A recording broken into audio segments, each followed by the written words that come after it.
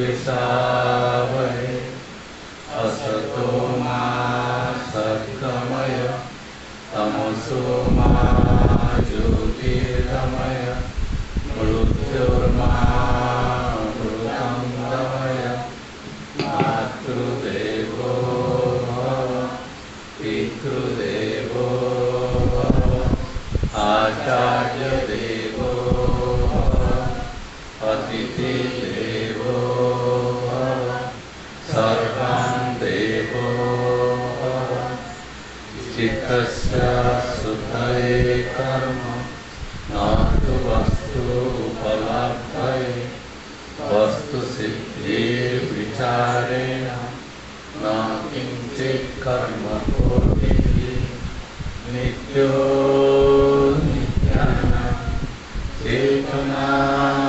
चेतनाश्चेतनानाम् एको बहुनां यो विदधाति कामं तमात्मस्थं येन पश्यन्ति धीरा येषां शान्तिः शाश्वती नेतरेषां मनसैवानुद्रष्टव्यं नेह नानास्ति किञ्चन मृत्युसा मृत्युमाप्नोति ययमानेव पश्यति विद्यते हृदयवन्ति छिद्यन्ते सर्वसंशयाः क्षीयन्ते तस्य कर्माणि तस्मिन् दृष्टे परावरे पाणिपादो जवनो गृहीता पश्यति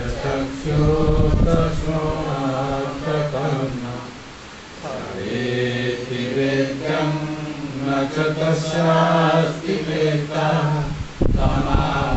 तमाहुर्हृदयं पुरुषं महान्तं यस्य देवे पराभक्ति यथा देवे तथा गुरु तस्य ते पतिताय प्रकाशन्ते महात्मनः ज्ञानामृतेन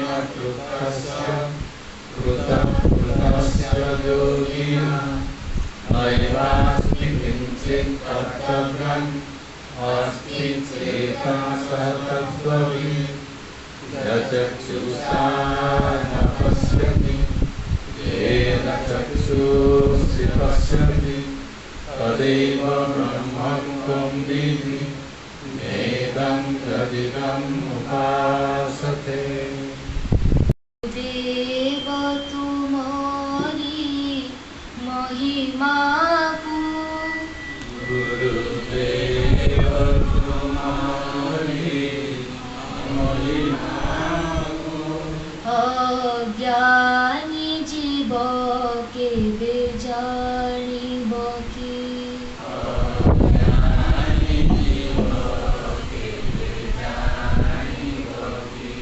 अभिमान हृदय भरी अछि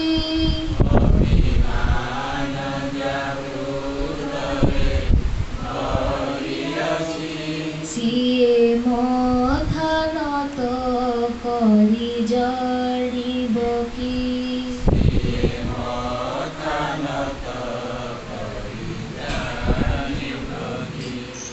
गुरुदेव तुम्हारी महिमा को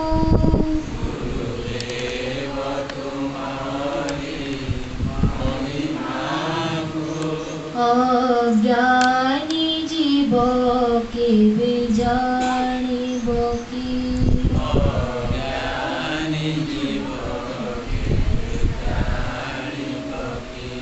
जिए जनकर मरे माति अछि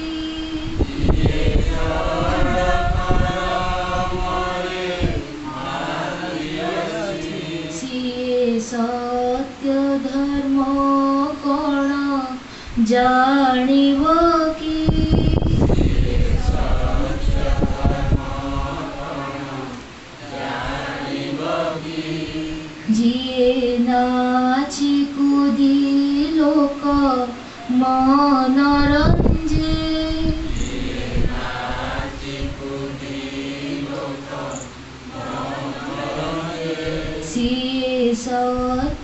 धर्म कण जानिब कि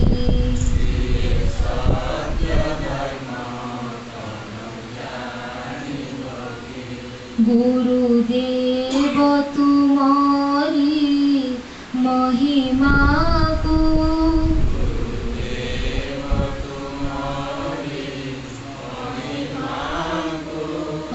अज्ञानी जीव केबे जानिब कि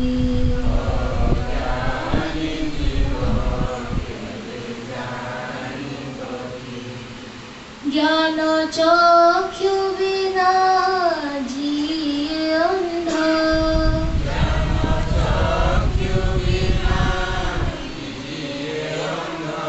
सिए ब्रह्म ही जगत जानिब कि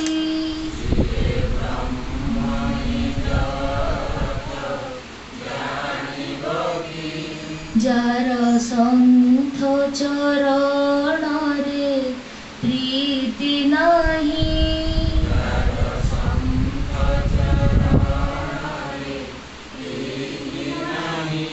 सिए करम कुफास मणिब कि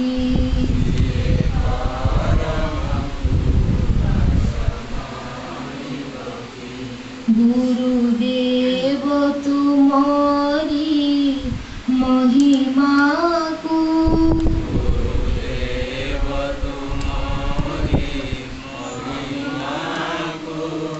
अज्ञानी जीव केबे जानिब कि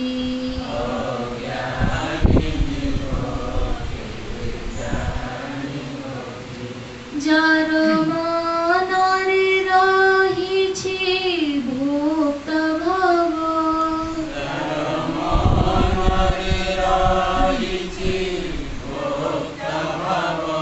सिए साक्षी भाव कण जानिब कि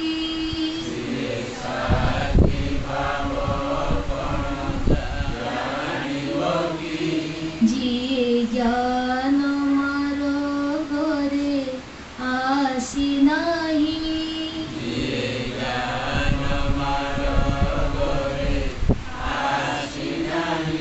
सिए आत्मदेव कण जानिब कि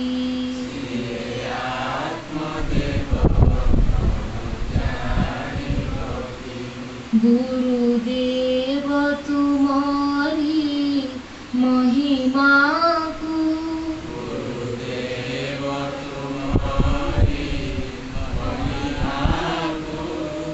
अज्ञानी जीव केबे जानिब कि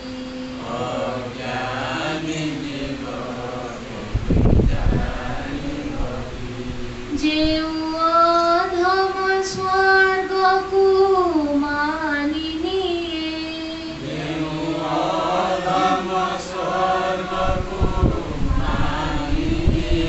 सिए पुरुषोत्तम को जानिब कि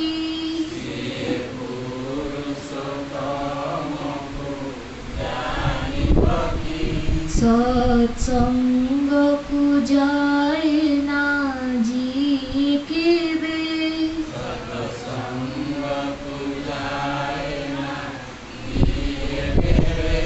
सेही मूढ़ विवेक को जानिब कि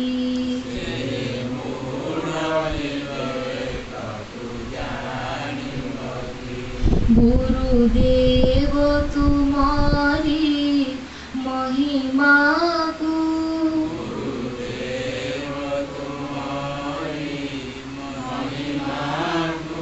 अज्ञानी जीव केबे जानिब कि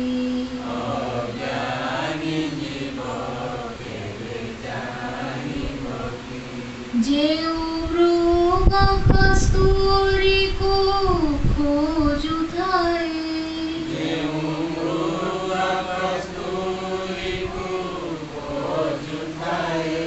सिए निज सुगंध को जा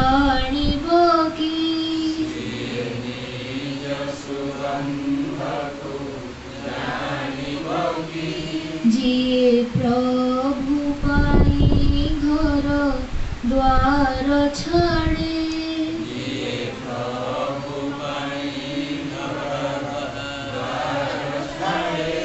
सिए निजे ब्रह्म बोली जानिब कि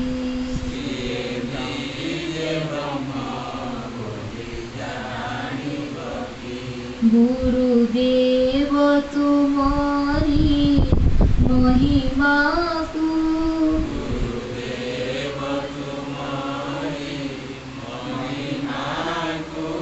अज्ञानी जीव केवे जानिब कि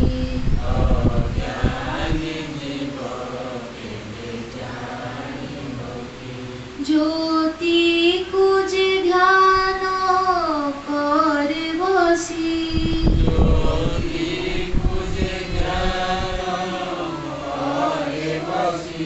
सिए स्वयं प्रकाश को जानिब कि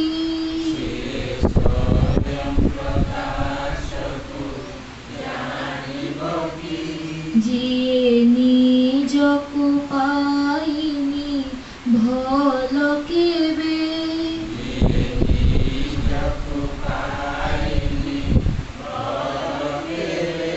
सिए परम शक्ति को बुझिब कि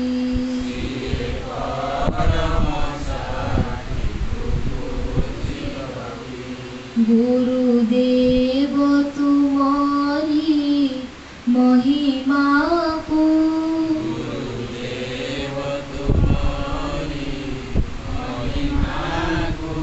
अज्ञानी जीव केवे जानिब कि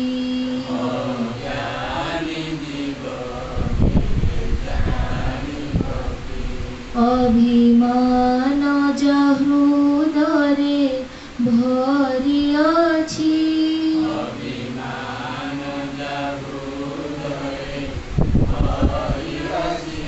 सिए माथा नत करि जानिब कि ପଛରେ ରସର ସଂକେତ ଅଛି। ପଦାର୍ଥକୁ ଆମେ ଦେଖୁ, ତାକୁ ଛୁଁ, ତାକୁ ବ୍ୟବହାର କରୁ, ତାର ରସ ବା ତାର ଅସ୍ତିତ୍ୱକୁ ଆମେ ଜାଣିପାରୁ। ଯେଉଁ ପଦାର୍ଥକୁ ଆମେ ଛୁଉଁଛୁ ସେ ପଦାର୍ଥ ହେଉଛି ଲୁହା କି ତମ୍ବା କି ପିତ୍ତଳ କି କଂସା, ଏହା ଉପରେ ଆମେ ମତାମତ ଦେଇପାରୁ। ଆମ ଦୃଷ୍ଟିରୁ ସେ ଏକ ବସ୍ତୁର ରୂପ, ତାକୁ ଆମେ ବିବେଚନା କରୁ। କିନ୍ତୁ ଆଶ୍ଚର୍ଯ୍ୟର କଥା, ଏଭଳି ବ୍ୟକ୍ତି ବିଶେଷ ଅଛନ୍ତି, ଆମ ଭଳିଆ ଚମଡ଼ା ଅଛି, ରକ୍ତ ମାଂସ ଅଛି, ଶରୀର ଅଛି, ସେମାନେ ତା ଭିତରେ କିଛି ଅଦ୍ଭୁତ ଜିନିଷକୁ ଦେଖିପାରନ୍ତି। ମୋ ଆଖି ଦୁଇଟା ଅଛି, ମୁଁ ବିବେଚନା କରୁଛି, ଦେଖୁଛି। ତା ଆଖି ଦୁଇଟା ଅଛି, ସେ ବିବେଚନା କରିପାରୁଛି। ଆମେ ଭାବୁଛୁ ମସ୍ତିଷ୍କରେ ଜ୍ଞାନଟା ବୃଦ୍ଧି ହେଇନି, ମସ୍ତିଷ୍କଟା ପରିପକ୍ୱ ହେଇନି, ମୋତେ ପରିପକ୍ୱ ଦେଖାଯାଉଛି। କିନ୍ତୁ ଜଣେ ଜ୍ଞାନବାନ, ଜଣେ ଅନୁଭବୀ ପୁରୁଷ, ସେ ଦେଖିବ ସମସ୍ତଙ୍କ ଭିତରେ ଯେଉଁ ଚେତନାଟି ଅଛି, ଏ ଚୈତନ୍ୟ ସତ୍ତା ହିଁ ସମସ୍ତଙ୍କ ଭିତରେ କ୍ରିୟା କରୁଛି ଏବଂ ଯାହାର ତାରି ଉପରେ ଧ୍ୟାନ ରହିଲା ସେ ଜୀବନଟାକୁ କୃତାର୍ଥ କରିପାରିବ। ଆଉ ଯେତିକ ସବୁ ବେକାର। ଅସ୍ତିତ୍ୱକୁ ଯିଏ ସବୁବେଳେ ଯାହାର ଦୃଷ୍ଟି ଯାଇକି ତା ଉପରେ କେନ୍ଦ୍ରୀଭୂତ ନ ହେଲା, ସେ ସଂସାରରେ ଯାହା କିଛି କ୍ରିୟା କରୁନା କାହିଁକି ସେ ହେଉଛି ନିରର୍ଥକ। ଗତ ଥର ଆମେ କଥାବାର୍ତ୍ତା ହେଉଥିଲେ ଯେ ଆମେ ସତ୍ସଙ୍ଗରେ ବସିଛୁ, କିନ୍ତୁ ତା ଭିତରେ ଆମର ଦୋଷ ହେଇଯାଉଛି, ପ୍ରମାଦ ଦୋଷ। ସେହି ସମୟରେ ଗୁରୁ ଗୀତାରେ ଆମକୁ ବୁଝେଇ ଦିଆଗଲା, ନିଶାପାନ କରିକି ମଦାସକ୍ତ ହେଇକି ତମେ ଆସିକି ଆଶ୍ରମକୁ ଯିବ। କହୁଛି ନିଶା ପାଣି କରିକି ତମେ ଯିବ, ताकू जी बुझा वाला से आम बुझे निशा पानी कहला माने तुम मद को कि जातीय जिनस को तुम बुझ कि जो मैंने सत्पुरुष ज्ञानी पुरुष से बुझती तुम आलस्य तुम प्रमाद सत्संग बसला बेले घुड़ेगा अन्य मनस्कार एगुड़िक हूँ मद्यपान भली अर्थात मद्यपान करके जा उचित नुहे से भाव में सत्संग बसला बेले तुम आखि ढोल पड़ा अन्य मनस्क हवा विचलित हवा ये सब जिन विरोधात्मक जिनस गुरु गीतार यहाँ बुझे दि जेकोसी सत्संग होना कहीं से कहा पर विशेष गुरुत्व दो बाहर महात्मा गांधी को दर्शन करने विदेशी लोक मैंने आसते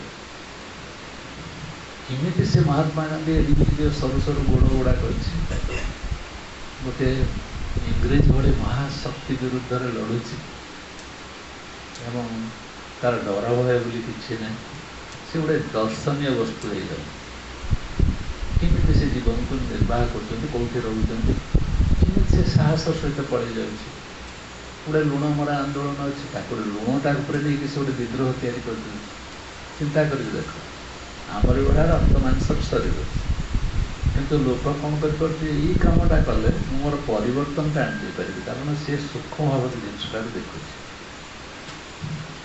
आहरी सूक्ष्म भाव देखुवा लोक व्यंग कर थटा कर रजनीश भाया लोक से महात्मा गांधी को गुरुत्व देना थटा कर ये कौन विदेशी लोक आसला बेलू से रखी लिंब को चकु माने बाटी की सब लिंब गुड़ाक खा विदेश से आमि जीवनचर्या देखापी ये सकाल सकाल उठिक लिंब चटुणी गुड़ा कर खा पाटी की बढ़िया लगुच से भल लगुच बोधे कहीं आहरी खाऊ सेटा को रजनीश देखिए कहते या महात्मा कहु कि महात्मा ये मो निजक कंट्रोल करने मत खाद्य दरकार ये खाद्य खाइले मो शरीर सुस्थ सबल रही भाव में जी विचार करुच्ची ज्ञानी बोलिकी परिवार से क्या पछर पड़ी शरीर पछर पड़ी ये शरीर को जो बारंबार बारंबार निंदा करा विभिन्न उपनिषद मान तुम समग्र जीवन ये शरीर को लेकिन चल तुम तुम स्थिति केत रोन शरीर ही तुम जीवनचर्यार प्रथम विषय वस्तु शेष विषय वस्तु मला पर्यंत मुझे शरीर नायक आसना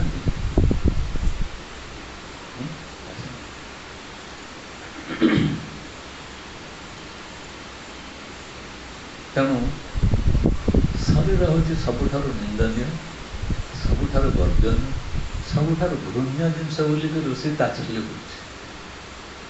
आम कह से ऋषिटा गोटे गोटे बुद्धुटे शरीरम आद्यम फलु धर्म साधन जहाँ कर आद्य हूँ शरीर तापर ही तुम धर्म पालन कर गोटे ऋषि लिखुच शरीरम आद्यम फलु धर्म साधन आउ जन उपनिषद गोटे ऋषि कह शरीर भाया गोटे गंध उदिगंधमय जिनस जहाँ भर जो जो जिनस गुड़ा सब बाहरी चलती नवद्वार महिला सब बाहर चलती देखुन तार रूप तुमको प्रत्येक मुहूर्त जी महिला बाहर कर प्रमाण करदे मु किए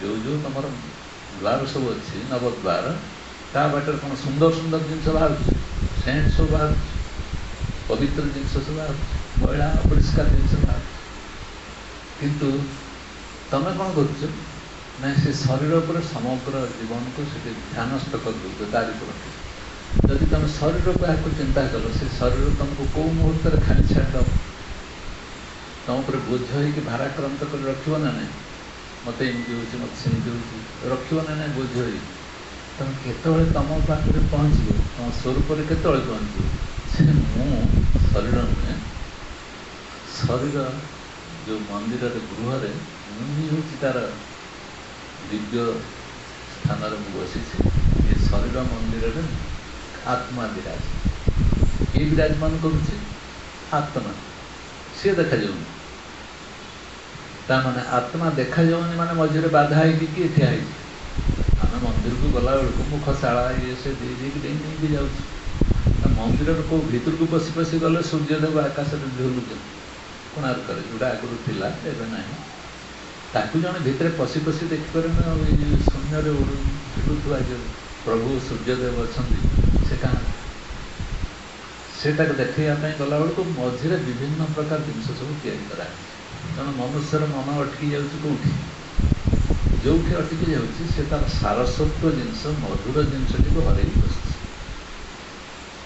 क्या पचर मातिकी ना शरीर पचर मातिकी तेणु शरीर को बारंबार बारंबार घृण्य और निंदा कराई बहुत बहुत परिमाण निंदा कराई कहुई घृण्य पदार्थ पिता माता रजबीर्जर तैयारी शरीर को छुईला मात्र के स्नान कर वाक्य देख पिता माता रजबीर्जर तैयारी शरीर ताको छुईला मात्र के स्नान कर किंतु आम आमर संतान बोली कहीं आम गेल करुचाटी स्नेह करुँ ना ना ये आम दृष्टि आउ जन देखुची जे देखिकी बुझीपे सी कह छुईला मात्र के स्नान कर आम कह छुईला मात्र के मोर भीतर प्रेम गदगद मोर भाव गदगद आउ जड़े कह छुईला मात्र के स्नान कर आमको विचार कर प्रसंग क्या समर्थन करवा या ताकू आम मन हठात आसो आप छुआ पिला जन्म होती आम श्रद्धा स्नेह आदर दबू कि बुद्धि दिया तुम बुद्धिर मान्यता किए जन्म नेला कौट से आसला कौट केमी प्रकाशमान है किमी तुम मध्यम से आसला पछाड़े कौन किसी ना कि रहस्य नहीं खाली खाली आपे आपे ही गला सी आसी सारा तुम पाखे दे दिगला कहीं ना तुम्हें ता भर एति संस्कार भरी नहीं पार जो संस्कार भीतर से निजे मजबूत हो तुम देहर संस्कार बढ़े बढ़ी गल सारा जीवन से देह को जगी जगी चलती मोर खराब हो गला देह ये मोर असुविधा हो गला कहीं तो सुखी जा कहीं चेहरा सब एमती खराब हो गला तारी पर चर्चा चलती ना ना पृथ्वी सारा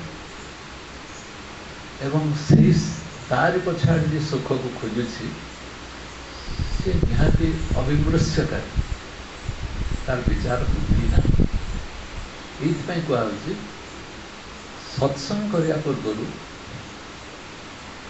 जगह अच्छी ना नहीं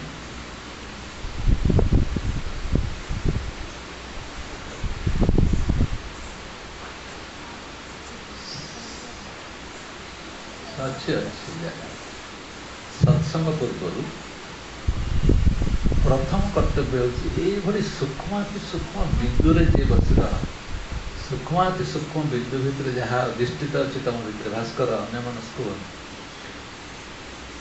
सूक्ष्माति सूक्ष्म अवस्था तुम भर जी विद्यमान तुम सब शक्ति जोगी दूसरी सूक्ष्माति सूक्ष्म भाव तुमको देखा जाए तुम विभ्रांत हो सूक्ष्माति सूक्ष्म भाव तुम भर ठाई गोटे कम कर सी कम कर दृष्टिटा तुम रुम ध्यानस्थ हो बोली तुमको एभली जन को दे दिगला जहाँ तुम गुरु नाम कौच से गुरु को प्रथम स्मरण न कर तुम सत्संग बसी जाऊँ से सत्संग सार्थक हम कहीं तार महानता को तुम बुझापी कर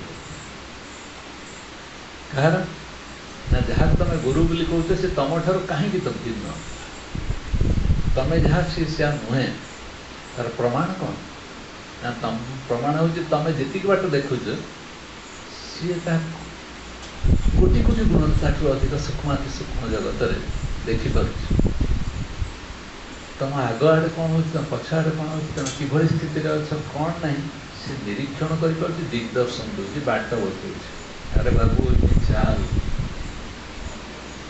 तू तो मन मन भाव बहुत विज्ञ पंडित बहुत जानी किंतु सद्गुरु अच्छे सी कौन कर तुम कह चलवा जान तू देखा जान तू भोग करवा जान उपलब्धि तो ठार बहुत दूर से ଜାଣିନି କିଛି।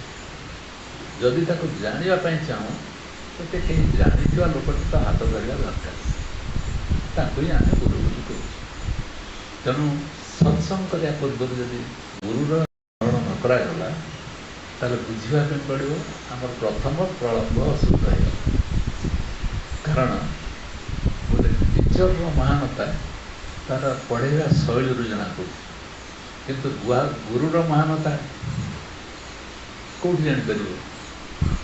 ତାର ଦେଖିବାର ଭଙ୍ଗୀରୁ ଜାଣିପାରିବ, ତା ଦୃଷ୍ଟିଭଙ୍ଗୀରୁ ଜାଣିପାରିବ ଗୁରୁ କେଉଁଠି ଅଛି।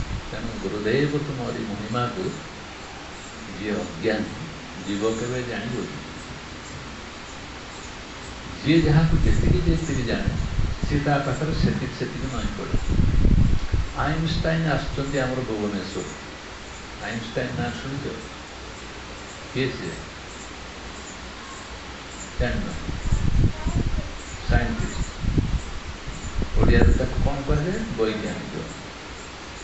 ଏଇ ଯେଉଁ ଆଇନଷ୍ଟାଇନ୍ ଭଳିଆ ବୈଜ୍ଞାନିକ ସେ ଯେଉଁ ନୂଆ ତଥ୍ୟ ବାହାର କରିସାରିଲା ପରେ ସେ ଆସୁଛନ୍ତି ଆମର ଭୁବନେଶ୍ୱରରେ ଆମେ ଜାଣିବା। ସେତେବେଳେ ଆମର ଯିଏ ମୁଖ୍ୟମନ୍ତ୍ରୀ ଅଛନ୍ତି ସେ ତାକୁ ଦର୍ଶନ କରିବା ପାଇଁ ଏୟାରପୋର୍ଟକୁ ଯିବ ନା ନାହିଁ? ଇଏ ତ ରାଜ୍ୟ ଚଳୁଛି, ସିଏ ତ ଗୋଟେ ସାଇଣ୍ଟିଷ୍ଟ କ'ଣଟେ ବାହାର କଲା ଗୋଟେ ଗଲା, ଇଏ ତା ପାଖକୁ ଦର୍ଶନ କରିବା ପାଇଁ କାହିଁକି ଯାଉଛି? ମାନେ ତାର ମହାନତା, ତାର ଓଜନଟା କେତେ ତାକୁ ବୁଝିଥିବା ଯୋଗୁଁ ଜଣେ ଯାଉଛି। ଜଣେ ବଡ଼ ସନ୍ଥ, ଜଣେ ସନ୍ନ୍ୟାସୀ, ଇଏ ଗୁରୁତ୍ୱପୂର୍ଣ୍ଣ ନା ଜଣେ ବୈଜ୍ଞାନିକ ଗୁରୁତ୍ୱପୂର୍ଣ୍ଣ? ସାଙ୍ଗେ ସାଙ୍ଗେ ପ୍ରଶ୍ନ ଆସିବ, ବୈଜ୍ଞାନିକ ଗୁରୁତ୍ୱପୂର୍ଣ୍ଣ। କାରଣ ଯଦି ଆଲୁଅଟା ସେ ବାହାର କରିନଥାନ୍ତା ତାହେଲେ ଆମେ ସବୁ କେଉଁଠି ଥାନ୍ତେ? ଅନ୍ଧାରରେ। କିନ୍ତୁ କେତେଟା ସନ୍ଥ ଏ ଆଲୁଅ ବାହାର କରିଦେବେ। ତେଣୁ ଆମେ କାହାକୁ ଗୁରୁତ୍ୱ ଦେବା? ଆଇନଷ୍ଟାଇନ୍କୁ ଗୁରୁତ୍ୱ ଦେବା। ସେ ଅଣୁତତ୍ତ୍ୱ ଉପରେ ଆଲୋଚନା କରିସାରିଲା ପରେ ଆଇନଷ୍ଟାଇନ୍ ଭଳିଆ ବୈଜ୍ଞାନିକକୁ ସାରା ପୃଥିବୀ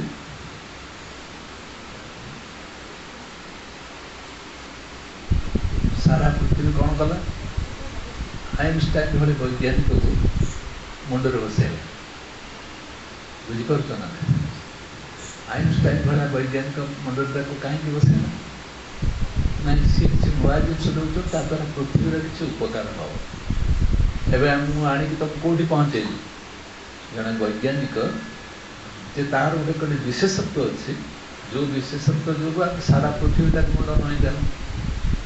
ଆଇନଷ୍ଟାଇନ୍ ଠାରୁ ଆଉ ବିଦ୍ୱାନ କିଏ ଅଛି? ଆମେ ଧର୍ମରେ ତାଙ୍କର ବିଦ୍ୱାନ କିଏ ନାହାନ୍ତି। ସିଏ କିନ୍ତୁ ଗୋଟେ ମତାମତ ଦେଇଦେଇ ଗଲେ। କ'ଣ କହିଲେ? ଯେ ଏଇ ବିଶ୍ୱ ବ୍ରହ୍ମାଣ୍ଡର ଯେଉଁ ରହସ୍ୟ ଅଛି, ମୁଁ ଯଦି ତାର କାଣିଚାଏ ମଧ୍ୟ ଜାଣିଥାନ୍ତି, ମୋତେ ଆହୁରି ଜନ୍ମ ନେବା ପାଇଁ ପଡ଼ିବ। ଯଦି ଜନ୍ମ ଥାଏ ତାହେଲେ ଜାଣିବା ପାଇଁ ପଡ଼ିବ ସେ ମୂଳ ରହସ୍ୟଟା କିଏ, ଆତ୍ମା କିଏ। ଆଇନଷ୍ଟାଇନ୍ ଗଲାବେଳକୁ ଯାହାକୁ ଆମେ ଦେଶବାସୀ ପୃଥିବୀ ସମ୍ମାନ ଦେଉଛି ନା ବୈଜ୍ଞାନିକ, ଯିଏ ଆଲୁଅ ବାହାର କରିବା ଠାରୁ ଅଣୁର କ'ଣ ଅଛି ତାକୁ ବାହାର କରିଦେଇ ପାରୁଛି, ଆମେ ଶ୍ରେଷ୍ଠ ବୋଲି ଆମେ ପ୍ରମାଣ କଲେ, ସିଏ ମଧ୍ୟ ଭାବୁଛି ନା ନାଇଁ ମୋର ଅଭାବ କିଛି ଅଛି। କ'ଣ ଅଭାବ ଅଛି? ନା ମୋତେ ବି ଭୟ ରହୁଛି, ମୋତେ ବି ସଙ୍କୋଚ ରହୁଛି, ମୋତେ ବି ଗ୍ଲାନି ହେଉଛି, ମୁଁ ବି ଡରି ଯାଉଛି, ମୁଁ ବି ଚିନ୍ତିତ ରହୁଛି, ମୋତେ ଭାରାକ୍ରାନ୍ତ ରହୁଛି, ବୋଝ ମୋ ମୁଣ୍ଡରେ ରହୁଛି। କିନ୍ତୁ ମୋତେ ନିର୍ଭର କରିଦେବା ପାଇଁ ଭାର କିଛି ମୋ ମୁଣ୍ଡରେ ରହିବ ନାହିଁ। ଏଇଭଳି ସ୍ଥିତିକୁ ନେବା ପାଇଁ କେହି ଲୋକ ଅଛନ୍ତି ବା କେହି ଥିବେ ବୋଲି ଭାବିକି ତ ସେ କହୁଛି ନା, ମୁଁ ଆସିଲି ସିନା ଏଡ଼େ ବଡ଼ ତତ୍ତ୍ୱଟା ବାହାର କରିଦେଲି, ବୈଜ୍ଞାନିକ ତତ୍ତ୍ୱ, କିନ୍ତୁ ମୋତେ ବି ଲାଗୁଛି ଆହୁରି କିଛି ଜାଣିବାର ଥିଲା। କିନ୍ତୁ ସେଇଠି ଆମେ ସନ୍ଥ କବୀରକୁ ଦେଖୁଛୁ ଯେ ଲୁଗା ବୁଣୁଛି, ସେଇଠି ଆମେ ରଇଦାସକୁ ଦେଖୁଛୁ ଯେ ଜୋତା ତିଆରି କରୁଛି, ସେଇଠି ଆମେ ଗୋରା କୁମ୍ଭାରକୁ ଦେଖୁଛୁ ଯେ ହାଣ୍ଡି ତିଆରି କରୁଛି। କିନ୍ତୁ ସିଏ ଯେଉଁ ପଦେ କଥା କହିଦେଉଛି, ତାକୁ ଦେଖି ସାରିଲା ବେଳକୁ ରାଜାରାଣୀ ମୀରାବାଇ ଭଳିଆ ଲୋକ ମଧ୍ୟ ପାଗଳ ହେଇଯାଉଛି।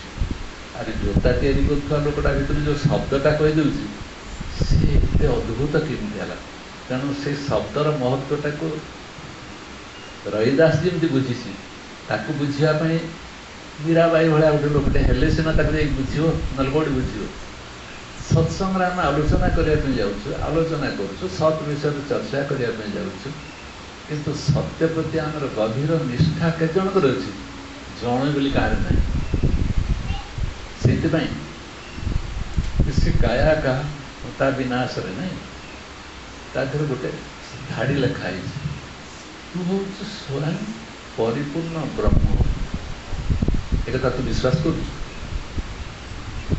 मुई हूँ से परिपूर्ण ब्रह्म एक तो धरीने तू हो तो आम कहूँ तू हूँ ब्रह्म पूर्ण ब्रह्म तू अच्छी ना नहीं शब्दटा आम तो कहीं ध्यान दौन ना देखो कि गुरु तक पचार तू पूर्ण ब्रह्म तू जापर जानसी किए मुझे जापर से तो से वाक्य दूसरी तू पूर्ण ब्रह्म किंतु तू भावु कौन मुझे भिखारी जी गोटे पूर्ण ब्रह्म है सबुर ईश्वर हो पारे से निजक दयनीय बोली भावुँ सी हूँ मो भिखारी ता कौन कर औषधि किसी अच्छी संसार मत कहुच्छे तू देह नुहे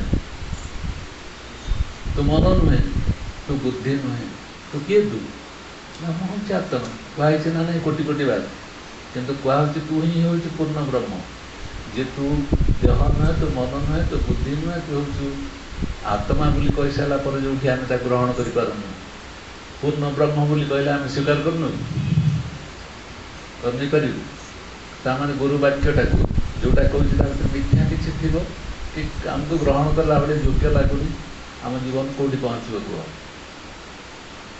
जदि गुरुर वाक्य प्रति आमर भरोसा और विश्वास और निष्ठा था ताहले गुरु जहाँ कहला आम पूर्ण मात्रा ग्रहण कर नियंते ना नहीं तेणु गुरुर प्रसाद को तुम ग्रहण करना पूरा पूरी ग्रहण करना बोली कहे आम विचार करूँ गुरु जोटा पार्टी बाहर करके देले जो खाद्य खाई आम ग्रहण करना नबू मुझू देख पार्टी बाहर करके पार्टी इना देदेवी खाइबू चिंता पशिगला शुणुनी ना कौन कौन से अन्य मनस्क हाँ हाँ मारदे गला काम से हाँ मारे ये असुविधा पड़ी पार्टी बाहर करी मु खाई चोबई तक देली खा खाइबू तो कौन कर बांध कर से रकम गुरु जी खाई आमको देला तुम खाइब ना नहीं मुंडा हलुच ना खाइ से कथा कह गुरुर भीतर ना कि जो जिनसा बाहर से जिनसा को संपूर्ण भाव में निजर गर्भ को नहीं पारि ना ना बुझीपार ना नहीं गुरुर प्रसाद खाइबार अर्थ नुहे कि गुरु पार्टी बाहर कर लोक बस ना नहीं अनेक ना नहीं गुरु पार्टी छड़ा मुड़ा दौड़ी खाइ तेणु जी गोटे धाड़ीटा भितर अच्छी जी लोक मानकर मनोरंजन करने दाई दाई कर्ता कीर्तन बजे नाचुंट अष्टप्रहर आम गाँव में मातिचु ना नहीं कौन अच्छी स्वयं गाँव जाइए ना आम अष्टम प्रहरी तुम कौन कर ना दाई दाई कर सी नाचुंट आम चारिपट जा घेरी घेरी बुलू ये जो मैंने व्यस्त हो रहीगले सी आत्मा विषय कौन ज्ञान कर ब्रह्म विषय कौन जान तेणु ये सद्गुरु जो मैंने कहते प्रत्येक रूल्स नियम तैयारी आश्रम को जो तुम जीव से आश्रम को गला केतरा मान्य करने पड़ो से तुम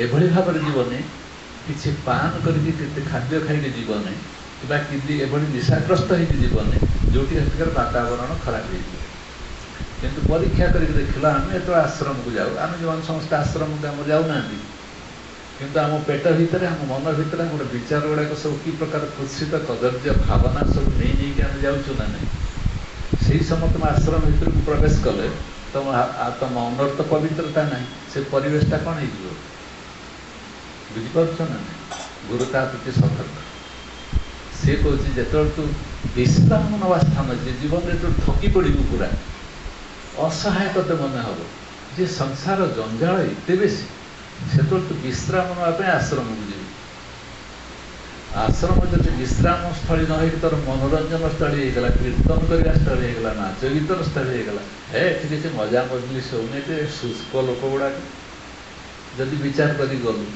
तू तो निजे सुखला हो सारी से परिवेशटा को सुखला कर तेणु ये कहबार कथा जे ताकू सुत मुनि केते हजार सन्थ बसते केते शुणिल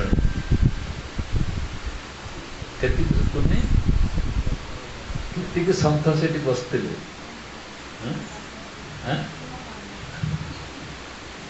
ଏଠି କୁହାହେଉଛି ଯେତିକି ଯେଉଁମାନେ ବସିଥିଲେ ସେମାନେ ଆମରି ଭଳିଆ ସାଧାରଣ ନୁହନ୍ତି, ଜ୍ଞାନ ପାଇକି ସେମାନେ ପରିପକ୍ୱ ହୋଇସାରିଛନ୍ତି। ଏତିକି ଲକ୍ଷ ଲୋକଙ୍କୁ ସୁତମୁନି ଶୁଣାଉଛନ୍ତି ଏବଂ ସେମାନେ କହୁଛନ୍ତି ଗୁରୁଦେବ ଆପଣ ବି ଯାହା ଯାହା ବୁଝିଛନ୍ତି ତା ରହସ୍ୟଟା ଆମକୁ ବୁଝେଇ ଦିଅନ୍ତୁ। ଏମାନେ ସବୁ ତାଙ୍କ ପାଖରେ ବିନୟ ହେଇକି କହୁଛନ୍ତି ଆପଣ ଆମକୁ ସେଇ ତଥ୍ୟଟା ବୁଝୁଛନ୍ତି। ସେ କହୁଛନ୍ତି ଦେଖ ଏଇଭଳିଆ ତଥ୍ୟ କେହି କାହାକୁ କହେନି, କିନ୍ତୁ ଗୁରୁ କହିଦେଲା ପରେ କାମ ସରେନି। ଗୁରୁ ଶବ୍ଦ କହେ, କିନ୍ତୁ ଶବ୍ଦକୁ ବୁଝି ନ ପାରୁଥିବା ଲୋକ ହେଉଛି ଭୟାନକ ନିଜକୁ ଦଣ୍ଡ ଦେଉଥିବା ଲୋକ। ଶବ୍ଦ କୁହାଯାଉଛି କିନ୍ତୁ ତା ଅର୍ଥକୁ ବୁଝାହେବ। ତେଣୁ ସେଠି କୁହାହେଉଛି ଗୁରୁର କହିସାରିଲା ପରେ ମଧ୍ୟ ତାର ଅର୍ଥକୁ ବୁଝିବା ପାଇଁ ପଡ଼ିବ। କାହିଁକି ସେ କେଉଁ ଦୃଷ୍ଟିରୁ କହୁଛି ତାକୁ ଧରିବା କଷ୍ଟକର ହେଇପାରିବ। ଗୁରୁ ନାନକଙ୍କ ପାଖକୁ ତା ଶିଷ୍ୟଟି ଗଲା, ଯେଉଁ କହିଲେ ସେ ନାନକ ବସି ଯେଉଁ ଭଳିଆ ରୂପ ଧରିକି ତାକୁ ଆସିଲେ କି ଯାହାକୁ ତାକୁ କଲେ ଟେକା ଫୋପାଡ଼ିଲେ, ସବୁ ଶିଷ୍ୟ ବୁଝିପାରିଲେ, ସମସ୍ତେ ଜାଣିପାରିଲେ। କିନ୍ତୁ ସିଏ ତାଙ୍କ ପାଖାପାଖି ଗଲା। ଯାଇସାରିଲା ପରେ କ'ଣ ହେଲା? ନାନକ ପଚାରିଲେ ସମସ୍ତେ ଗଲେ, ତୁ କେମିତି ତତେ ଡର ଲାଗିଲାନି? ତୁ କେମିତି ଚାଲି ଆସିଲୁ ମୋ ପାଖକୁ? କାହିଁକି ଡରିବି? ଆପଣ ମୋତେ ପାଠ ପଢ଼େଇଛନ୍ତି ନା, ସର୍ବବ୍ୟାପକ ବ୍ରହ୍ମ ସବୁଠି ପରିପୂର୍ଣ୍ଣ ଅଛନ୍ତି, ମୁଁ କାହିଁକି ଆପଣଙ୍କୁ ଡରିବି? ଆଉ ତୋତେ ଡର ଲାଗିଲାନି? ମୁଁ ଟେକା ଫିଙ୍ଗିଲି, ତୋତେ ଡର ଲାଗିଲା? କିଏ ଟେକା ଫିଙ୍ଗିବ? କାହାକୁ ଟେକା ଫିଙ୍ଗିବ? ନାନକ ବୁଝିଗଲେ କି ଏତେ ଲୋକ ଭିତରେ ଜଣେ ହିଁ କେବଳ ମୋତେ ଫେସ୍ କରିପାରୁଛି, ମୁକାବିଲା କରିପାରୁଛି, ମୁଁ ଆଗକୁ ଆସିପାରୁଛି। ତା ସାଙ୍ଗେ ଯେଉଁ କଥାବାର୍ତ୍ତା ହେଲେ ତାକୁ କ'ଣ କୁହାଗଲା ଯେ ସେଇ କଥାବାର୍ତ୍ତାକୁ ଯିଏ ଶୁଣୁଥିଲା ସବୁ ଶୁଣିପାରିଲା ନା। ଗୁରୁ ଆଉ ଶିଷ୍ୟ ଏମିତି ପାଖାପାଖି ବସି କ'ଣ କଥାବାର୍ତ୍ତା ହେଉଛନ୍ତି ଆଉ ଜଣେ ଜାଣିପାରୁ। ଅର୍ଥାତ୍ ଏଇଟା ହେଉଛି ଏଭଳି ଏକ ଗୁପ୍ତ କଥା। ଗୁରୁ ଯେଉଁ ସ୍ତରରେ ପହଞ୍ଚିଥାଏ, ଶିଷ୍ୟ ଯଦି ତା ମନ ଭିତରେ ସେଇ ବୃତ୍ତି ଥାଏ ଯେ ମୋତେ ବି ଦିନେ ସେଇଠି ପହଞ୍ଚିବା ପାଇଁ ପଡ଼ିବ। ଗୁରୁ କହୁଛି ତୁ ଯିଏ ମୁଁ ସିଏ, କେତେବେଳେ ହେବା? ମୋର 80 କେଜି, ଗୁରୁର ଶିଷ୍ୟର 30 କେଜି। ଇଏ କହିବ ଆମେ ଦୁଇ ଜଣ ଯୋଉଦିନ ସମାନ ହେବା। ଏ 30 କେଜିଟା ଯେ 80 କେଜି ହେଲେ ସମାନ ହେବେ? ମୋ ଆଖି ଏତିକି ବଡ଼, ତୋ ଆଖି ଏତିକି ବଡ଼, ଏଇ କଥା କୁହାହେବ। ସେ କହୁଛି ଯେଉଁ ତତ୍ତ୍ୱ ଧରିକି ମୁଁ ଠିକ୍ ବସିଛି ସେଇ ତତ୍ତ୍ୱରେ ତୁ ପୂର୍ଣ୍ଣ ହେଇଯିବୁ, ତୁ ଆଉ ମୁଁ ସମାନ ହେଇଯିବୁ। ଏଇ ସମାନତା ଆସିଗଲା ପରେ ତୁ ମୋ ଠାରୁ ଭିନ୍ନ କେମିତି ହେବୁ? ତୁ ମୋତେ କଳାଗ୍ରତ କରିବୁ, ମୁଁ ତତେ, ଆମେ ସେଇଟାକୁ ବୁଝୁ। ମୋତେ ତ ଗୁରୁ କଳାଗ୍ରତ କରୁଛନ୍ତି ନା। ତତ୍ତ୍ୱ ତ ଯେତେବେଳେ ଆମେ ଦୁଇ ଜଣ ଏକାକାର ହେଇଯିବା ସେତେବେଳେ ହିଁ ଦିବ୍ୟତା ପ୍ରକାଶ ପାଇବ। ଗୁରୁ କହୁଛି ତୋର, ମୁଁ ଯଦି ମୋ ଜୀବନରେ କିଛି ତପସ୍ୟା କରିଛି, ତପସ୍ୟାର ଫଳ କିଛି ପାଇଛି, ଦିବ୍ୟତାକୁ ପାଇଛି, ତୁ ସେ ଦିବ୍ୟତାଟାକୁ ନେଇକି ମୁଁ ଠିକ୍ ମୋରି ଭଳିଆ ଦେଖାଯାଏ। ଅର୍ଥାତ୍ ମୁଁ ଯେଉଁଠି ଗଲେ ଯେମିତି ପୂଜନୀୟ ମନେ ହେଉଛି, ମୋର ମହିମାକୁ ଜଣେ ବୁଝିପାରୁନି, ତୁ ସେମିତି ଯୁଆଡ଼େ ଗଲେ ମଧ୍ୟ ତତେ ପୂଜନୀୟ, ତତେ ମହିମାମୟ ଯଦି ଭାବି ନିଆଯାଏ, ବୁଝିବା ପାଇଁ ପଡ଼ିବ ତୁ ମୋର ସମକକ୍ଷ ହେବା ପାଇଁ ଯାଉଛି। ସେତେବେଳେ ଗୁରୁ ଶିଷ୍ୟ ଭିତରେ ଅଭେଦତ୍ୱ ତିଆରି ହୁଏ। ନହେଲେ ଖାଲି ଗୋଟେ ରେଜିଷ୍ଟ୍ରିର ନାଁ ଲେଖିଦେବା ମୁଁ ବେଦାନ୍ତ କ୍ଲାସ୍ କରିଛି, ସେ ଶିଷ୍ୟ ହେଇପାରିବ। ଶିଷ୍ୟର ଯୋଗ୍ୟତାଟା କ'ଣ? ଶଶୀ କହିଥିଲି କ'ଣ ଶିଷ୍ୟର ଯୋଗ୍ୟତା? ଆତ୍ମାକୁ ଜାଣିବାର ଯାହା ଭିତରେ ଏକମାତ୍ର ଆଗ୍ରହ ଥିବ ସେଇ ହେଉଛି ଶିଷ୍ୟ। ଟୋଟାଲ ଉପରେ ଆମେ ବିଚାର ଯଦି କରିବା, ଆତ୍ମାକୁ ଜାଣିବାର ଯାହା ଭିତରେ ଆଗ୍ରହ ଥିବ ସେଇ ହେଉଛି ଶିଷ୍ୟ। ଆଉ ଆତ୍ମାକୁ ନ ଜାଣିକି ଆତ୍ମା ବ୍ୟତୀତ ଆଉ ଯେତିକି ଜିନିଷ ସଂସାର ଅଛି ଜାଣିବା ପାଇଁ ଯାଇଥିବ, ସେ ଶିଷ୍ୟତ୍ୱ ବରଣ କରିନି, ଶିଷ୍ୟତ୍ୱ ହେଇପାରିବ ନାହିଁ। କାରଣ ଗୁରୁ ପାଖକୁ ଯାଇକି ଯଦି ତାକୁ ଚିପୁଡ଼ିକି ଆମେ ନେବା, କ'ଣ ଆପଣଙ୍କ ପାଖରେ ଅଛି ଯେ ଆମେ ନେବୁ ନା, ସେ କହିବ ମୋ ପାଖରେ ମୁଁ କିଛି ଜାଣିନି, କେବଳ ଆତ୍ମା ଛଡ଼ା ମୁଁ ଆଉ କିଛି ବୁଝେନି।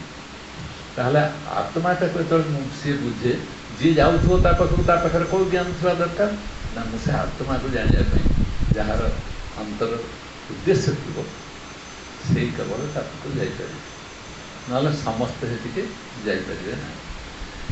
ବାଟରେ ନାନା ପ୍ରକାର ବିଘ୍ନ ଆସିପାରେ। କ'ଣ ବିଘ୍ନ ଆସିବ ନା, ତମ ବୁଦ୍ଧି ଭ୍ରଷ୍ଟ ହେଇଯିବ। ବହୁତ ସମୟରେ ଗୁରୁକୁ ନେଇକି ଆମେ ଜ୍ଞାନ ଗ୍ରହଣ କରିବା ପାଇଁ ଯାଉ, କିନ୍ତୁ ଗୁରୁ ଯେଉଁ ଲକ୍ଷ୍ୟରେ ହିଣ୍ଟସ୍ ଦିଏ, ସୂଚନା ଦିଏ, ସେ ସୂଚନାକୁ ବୁଝିବା ପାଇଁ ଆମର କ୍ଷମତା ନଥାଏ। ସାବଧାନ। ତେଣୁକରି ଏଇଥିପାଇଁ ଯେ ଆମେ ସମସ୍ତେ ଗୁରୁର ମହାନତାକୁ ବୁଝିବା ପାଇଁ ଗଲେ ତାର ସୂକ୍ଷ୍ମ ଦୃଷ୍ଟିରେ ତାକୁ ଦେଖିବା ଦରକାର। ये रक्त मांसर जिनस नुहे आम जो चर्चा कर साधारण जिनस नुहे एक असाधारण जिनस या जानापी प्रबल आग्रह था मन भर दरकार वो आग्रह जमी मोर देह मंदिर आत्मा विराजमान कर मंदिरटा मोर तो ये मंदिर आत्मा विराजमान कर देखा मोर बेल ना ताको देखा मोर समय नहीं गुरु कहते तो देह भितर से जो बसी परमात्मा मत देखा तू देखिपार कि सी देखिपुँ मुझे देखिपुँ तफातटा किसी अच्छी ना ये बुझापी पड़ो सूक्ष्माति सूक्ष्म अवस्था हूँ गुरुर अस्तित्व आमर मनोभाव से रोचे मुझे आसती शरीर नहीं कि पृथ्वी को धरा तौक आज अच्छी काली नी ये केते केते चलीगले ना ना आम पाखर आम चतुष्पार्श्वर केतटा शून्य स्थान या ना ना ये सब शून्य स्थान या फेरवे न फेरवा कथा भूली जाओ किंतु आसी काम कले पड़े किंतु आम पचारा थे गलु जो थे भी तो निज संपर्क आत्मा संपर्क चिंतन कर भाविक देखिल केड़े केड़े कवि साहित्यिक वैज्ञानिक डॉक्टर इंजीनियर केते केते प्रोफेसर केते केते महान लोक मान चलीगले किंतु मूल जिनसटी जाणी गलु एभली कोरोना एभली स्थिति रे पकईदेला जे तो देह हाथ एमती तार कौन कौन कारण अच्छी रोगर तापर आम चर्चा कले विश्लेषण कले एमती हम सेमती हम सेमती हम किंतु कहीं भाविले नहीं जे या पछाड़े जी सत्यटी रही मन पकई पारि मोर मृत्यु हवा पूर्व मोर मन रही किंतु सत्संगी जी कहुए तोर आरंभ हो आत्मा संपर्क तो तोर आंगुठा नहीं सियाड़ की देखा कड़े तू चारिआड़ की देखा जो अभ्यस्त हो इड सियाड़ देखा तोर दृष्टि को सबुआड़ भांगिकी गोटे एकाग्र करने अच्छी सी हूँ आत्मा ସେଇଟା ଆଜି ତୋର ମୃତ୍ୟୁ କାଳଟା ସେ ତୋ ପାଖରେ ରହିଗଲା ମରଣ କାଳରେ ତୋ ପାଖରେ ରହିକି ସେ ଭାବଟା ଟିକେ ରହିଗଲା ତୁ ଜାଣିଛୁ ତୋର କ'ଣ ହବ ତୁ ଜାଣ ନ ଜାଣ ତାହା ହିଁ ତୋ ପାଇଁ ପ୍ରସାଦ ହେଇଯିବ ନହେଲେ ଆଉ ସବୁ ତୋ ପାଇଁ ବିପର୍ଯ୍ୟୟର କାରଣ ହବ ଦୋଷର କାରଣ କିନ୍ତୁ ବୁଦ୍ଧୁମାନଙ୍କୁ କ'ଣ କୁହାଯିବ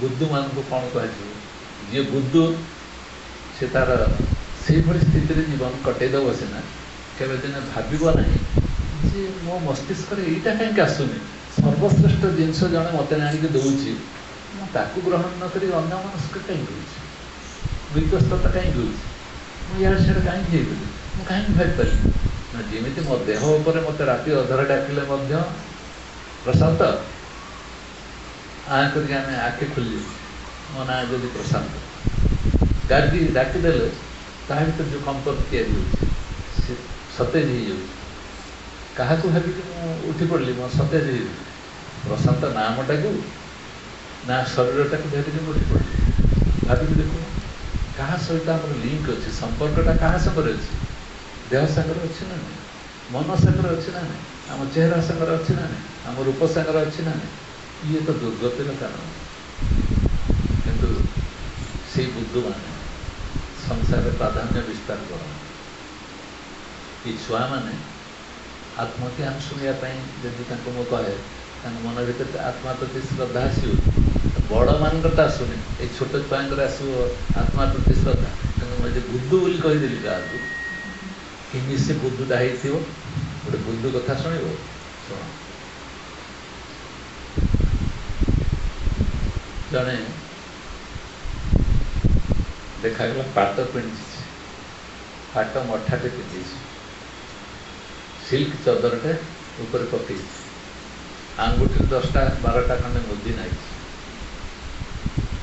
एवं से बुलवाई गला बाहरला क्या स्त्री कही तुम घरे बस बस बुद्धू हो गला बाहर बुल संसार को देख तापर से जाऊ जाऊ देखला जे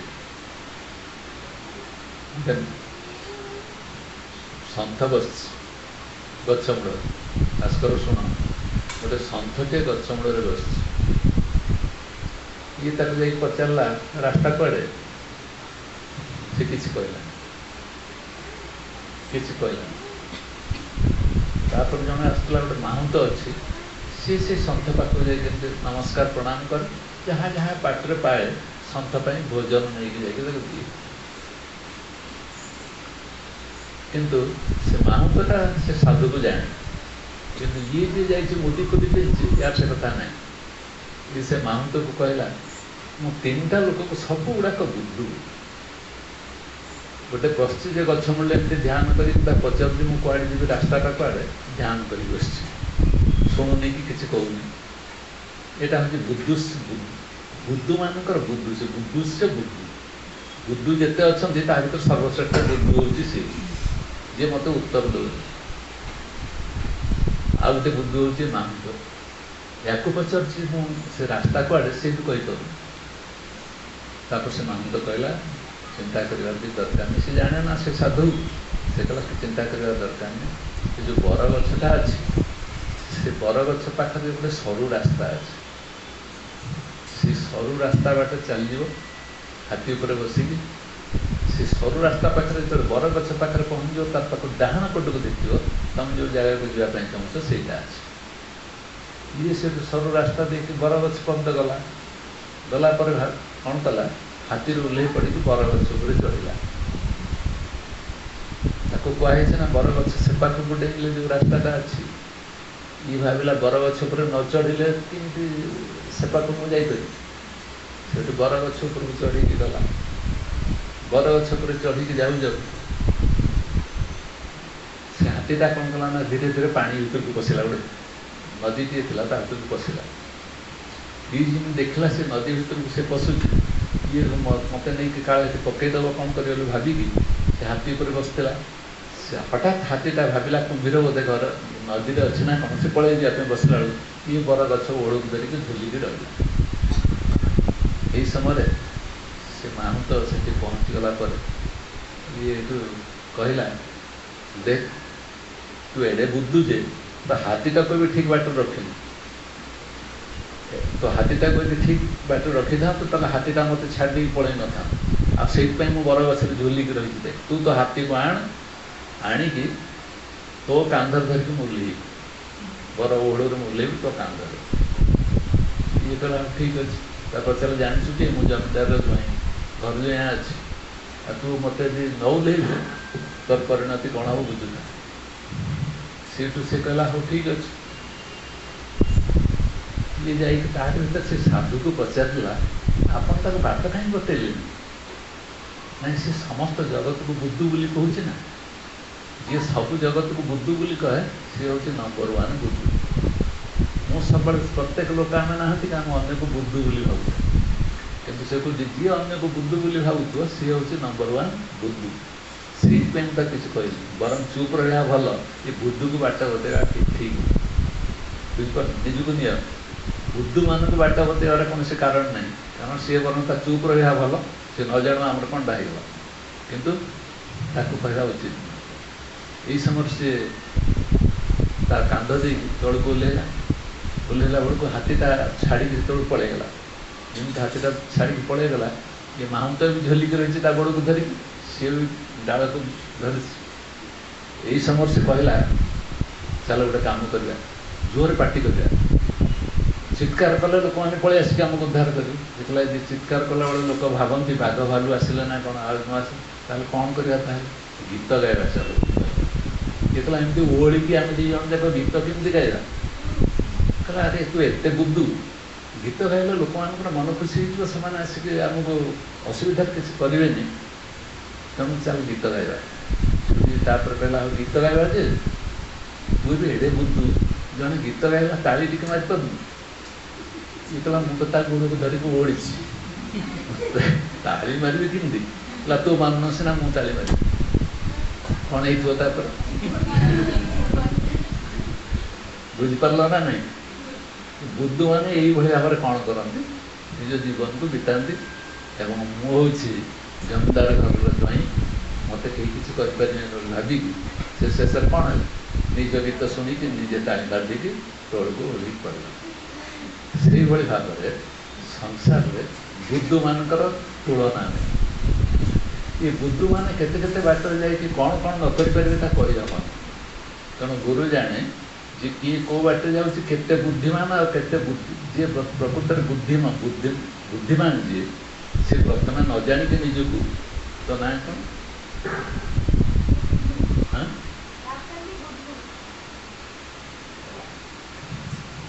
ପ୍ରଥମେ ନିଜକୁ ଜାଣିବ ନା କାହାକୁ ଜାଣିବ? ବାପାକୁ ଜାଣିବ ନା ବୋଉକୁ ଜାଣିବ ନା ନିଜକୁ ଜାଣିବ? ଆଗେ ଜାଣିବ। ମନ ଭିତରେ ଛୋଟ ପିଲା ବେଳୁ ତାଙ୍କର ଆଗରୁ ଉଠି ପଡ଼ିଲା ବେଳେ ତୁ ନିଜେ ଉଠିଲୁ ନା ତୁ ତାଙ୍କର ବାପା ବୋଉ ଦୁଇ ଜଣ ଉଠି ପଡ଼ିଲୁ? ମୁଁ ବିଛଣାରେ ଶୋଇଛି, ମୁଁ ଡାକିଦେଲି ତୋ ନାଁ ଆଗେ ତୁ ଉଠିବୁ ନା ବାପା ମା ତୋ ସାଙ୍ଗରେ ଉଠି ପଡ଼ିବୁ? ତେଣୁ ମୁଁ ଆଗେ ଅଛି ନା ଆଗେ ଜେଜେ ଅଛନ୍ତି, ଆଗେ ସଂସାର ଅଛି, କିଏ ଅଛି? ମୁଁ ଅଛି ନା ଆଗେ କିଏ? ଆରେ ଆଗେ କିଏ? ଆଗେ ମୁଁ, ତାପରେ ସଂସାର ସବୁ ବାପା ମା ବନ୍ଧୁ ବାନ୍ଧବ ଜ୍ଞାତି କୁଟୁମ୍ବ ସବୁ ଆସିବେ।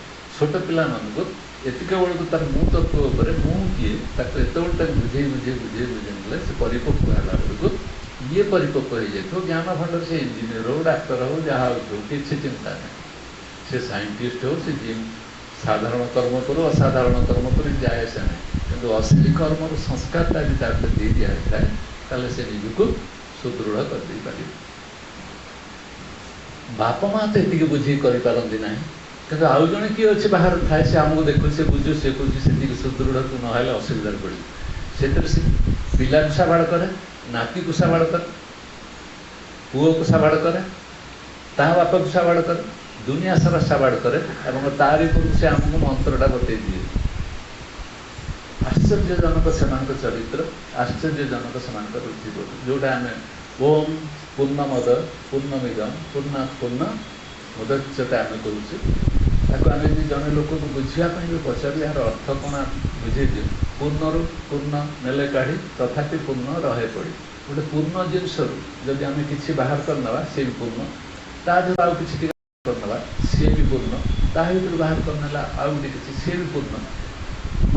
এটা ବୁଝେଇ ଦିଅ ବୋଲି କହି ଜଣେ ପଣ୍ଡିତକୁ ପଚାରେ, ତମ ସନ୍ତୋଷଜନକ ଉତ୍ତର ଯଦି ପାଇବ ମୋତେ ଆସି କରିବ। କଷ୍ଟକର। ସ୍ୱାମୀଜୀ କ୍ଲାସ୍ କରୁଛନ୍ତି ଆମ ଘର, 21 ଦିନିଆ କ୍ଲାସ୍ ଚାଲିଛି। ସେତେବେଳେ ମୋ ବାପା ଥାଆନ୍ତି, ସେମାନେ ସରଳ ବିଶ୍ୱାସୀ ବୈଷ୍ଣବ ଲୋକ, ତେଣୁ ସିଏ ତାଙ୍କର ଆସିକି ତାଙ୍କର ବସିଥାନ୍ତି ସେଠି, ମୋ ବୋଉ ବସିଥାଏ ହାତ ଯୋଡ଼ି, ଦେଖାଯାଉଛି ମୋତେ ସେ ଚିତ୍ର, ସେମାନେ ସବୁ ବସିଥାନ୍ତି, ମୋ ବୋଉ ବସିଥାଏ ପାଖରେ ବସିକି। ଯେହେତୁ ସାଧୁ ସନ୍ଥ ଘରକୁ ଆସିଛନ୍ତି, କିଛି ତ ଜାଣିନି, କିଛି କରିନି, ସକାଳୁ ଗାଧେଇ ପାଧେଇ ସିନ୍ଦୁର ଫିନ୍ଦୁର ନାଇକି ସେ ତାର ବସିଛି। ଏହି ସମୟରେ ହଠାତ୍ ସ୍ୱାମୀଜୀ କୋଉ କହିଲେ, ଦେଖ ରମେଶର ବାପା ଆଉ ଇଏ ହେଉଛି ରମେଶର ପୁଅ ବିଭୁ, ଏ 3 ଜଣ ଯାକ ଅଛନ୍ତି। ଏ ତା ବାପା ଯାହାକୁ ଦେଖୁଛି ଇଏ ପୂର୍ଣ୍ଣ ଅଛି ନା ନାହିଁ? ଆମେ ବି ବୁଝିବା ଏକଦମ ଗହନ କଥା ଏଟା, କିନ୍ତୁ କେତେ ସରଳ ଭାବରେ ସମସ୍ତଙ୍କ ମନରେ ହେଉଛି ଏ ଓମ୍ ପୂର୍ଣ୍ଣମଦ ପୂର୍ଣ୍ଣମିଦଂ ପୂର୍ଣ୍ଣାତ୍ ପୂର୍ଣ୍ଣମୁଦଚ୍ୟତେ କେମିତି ତମେ ବୁଝେଇବ, କେତେ ସରଳ ଭାବରେ ଚଟ୍ କରି ବୁଝେଇ ଦେଉଛନ୍ତି। ତାର ରମେଶର ବାପା ପୂର୍ଣ୍ଣ ନା ନାହିଁ? ତାହା ତ ଗୋଡ଼ ନାକ କାନ ଆଖି ସବୁ ପୂର୍ଣ୍ଣ ଅଛି ନା ନାହିଁ? ତାରି ଠାରୁ ସୃଷ୍ଟି ହେଲା ରମେଶ, ଇଏ ପୂର୍ଣ୍ଣ ଅଛି ନା ନାହିଁ? ତାରି ଠାରୁ ସୃଷ୍ଟି ହେଲା ବିଭୁ, ଇଏ ପୂର୍ଣ୍ଣ ଅଛି ନା ନାହିଁ? ତେଣୁ ପୂର୍ଣ୍ଣକୁ ପୂର୍ଣ୍ଣ ନେଲେ ମଧ୍ୟ ପୂର୍ଣ୍ଣ କମିଯାଉଛି। ତେଣୁ ପରମାତ୍ମାଙ୍କ ରାଜ୍ୟରେ କେମ୍ପା ପୂଜା ଛୋଟା ବଙ୍କା ତେଢ଼ା ତମେ ଯାହା କହୁଛ କୁହ, କିନ୍ତୁ ଯେହେତୁ ପରିପୂର୍ଣ୍ଣ ପରମାତ୍ମା ସର୍ବବ୍ୟାପକ ପରିପୂର୍ଣ୍ଣ ନା ନାହିଁ, ସେ ପରିପୂର୍ଣ୍ଣ ଭିତରୁ ଯିଏ ଆସିଲା ସେ ପରିପୂର୍ଣ୍ଣ ହେଇଥିବ ନା ଖଣ୍ଡିଆ ମଣ୍ଡିଆ ହେଇଥିବ। କିନ୍ତୁ ଆମେ କେମ୍ପା ପୂଜା କହୁଛୁ ନା ନାହିଁ? ଦୃଷ୍ଟିଭଙ୍ଗୀରେ ଅସୁବିଧା ଅଛି ନା ନାହିଁ? ବୁଝିବା ପାଇଁ ଚେଷ୍ଟା କର। ଆରେ ଇଏ ହେଉଛି ଗୋଟେ ମହାଜ୍ଞାନ ପରମ ଜ୍ଞାନ, ଯେ ପୂର୍ଣ୍ଣତା ବୋଧଟା କେମିତି ଆସିବା ଦରକାର, ଏଇ ପୂର୍ଣ୍ଣତା ବୋଧ ଆମ ପାଖରେ ନାହିଁ। ଆଉ ଜଣେ ସଦ୍ଗୁରୁ ଅର୍ଜୁନ ଥିଲେ, ସେ କହିଲେ ଦେଖ ଏଇ ତରକାରୀଟା ଅଛି, ଗୋଟେ ଛୁଞ୍ଚିରେ ଟିକେ ନେଇ ଆସ, ତାକୁ ଏ ହାଣ୍ଡିରେ ଯେଉଁ ଅଛି ତରକାରୀ ଯେଉଁ ଟେଷ୍ଟଟା ଅଛି, ଏ ଛୁଞ୍ଚିରେ ଯେଉଁ ଆଣିଲ ସେଇ ଟେଷ୍ଟଟା ଅଛି ନା ନାହିଁ?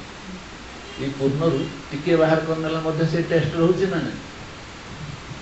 ଓମ୍ ପୂର୍ଣ୍ଣମଦ ପୂର୍ଣ୍ଣମିଦଂ ପୂର୍ଣ୍ଣାତ୍ ପୂର୍ଣ୍ଣମୁଦଚ୍ୟତେକୁ କେମିତି ସନ୍ଥ ଆଉ ଗୋଟେ ଗୁରୁ କେମିତି ବୁଝାଏ, ଆମକୁ ବୁଝେଇଲେ କାହିଁକି ଆସୁନି?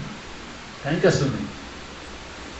ସେ ତତ୍ତ୍ୱକୁ ଭେଦ କରିଛି ଯେ ସେ ସିନା କହିପାରିବ, ଆମେ ତତ୍ତ୍ୱକୁ ଭେଦ କରୁନୁ। ଆଉ ଯିଏ ଭେଦ କରିଛି ତାକୁ ଆମେ ତୁଳନା କରୁଛୁ, ଇଏ କ୍ରୋଧୀ, ଇଏ କାମୀ, ଇଏ ଲୋଭୀ, ଇଏ ଅମୁକି, ଆମ ସାଂସାରିକ ଭାଷାରେ ଆମେ କହୁଛୁ।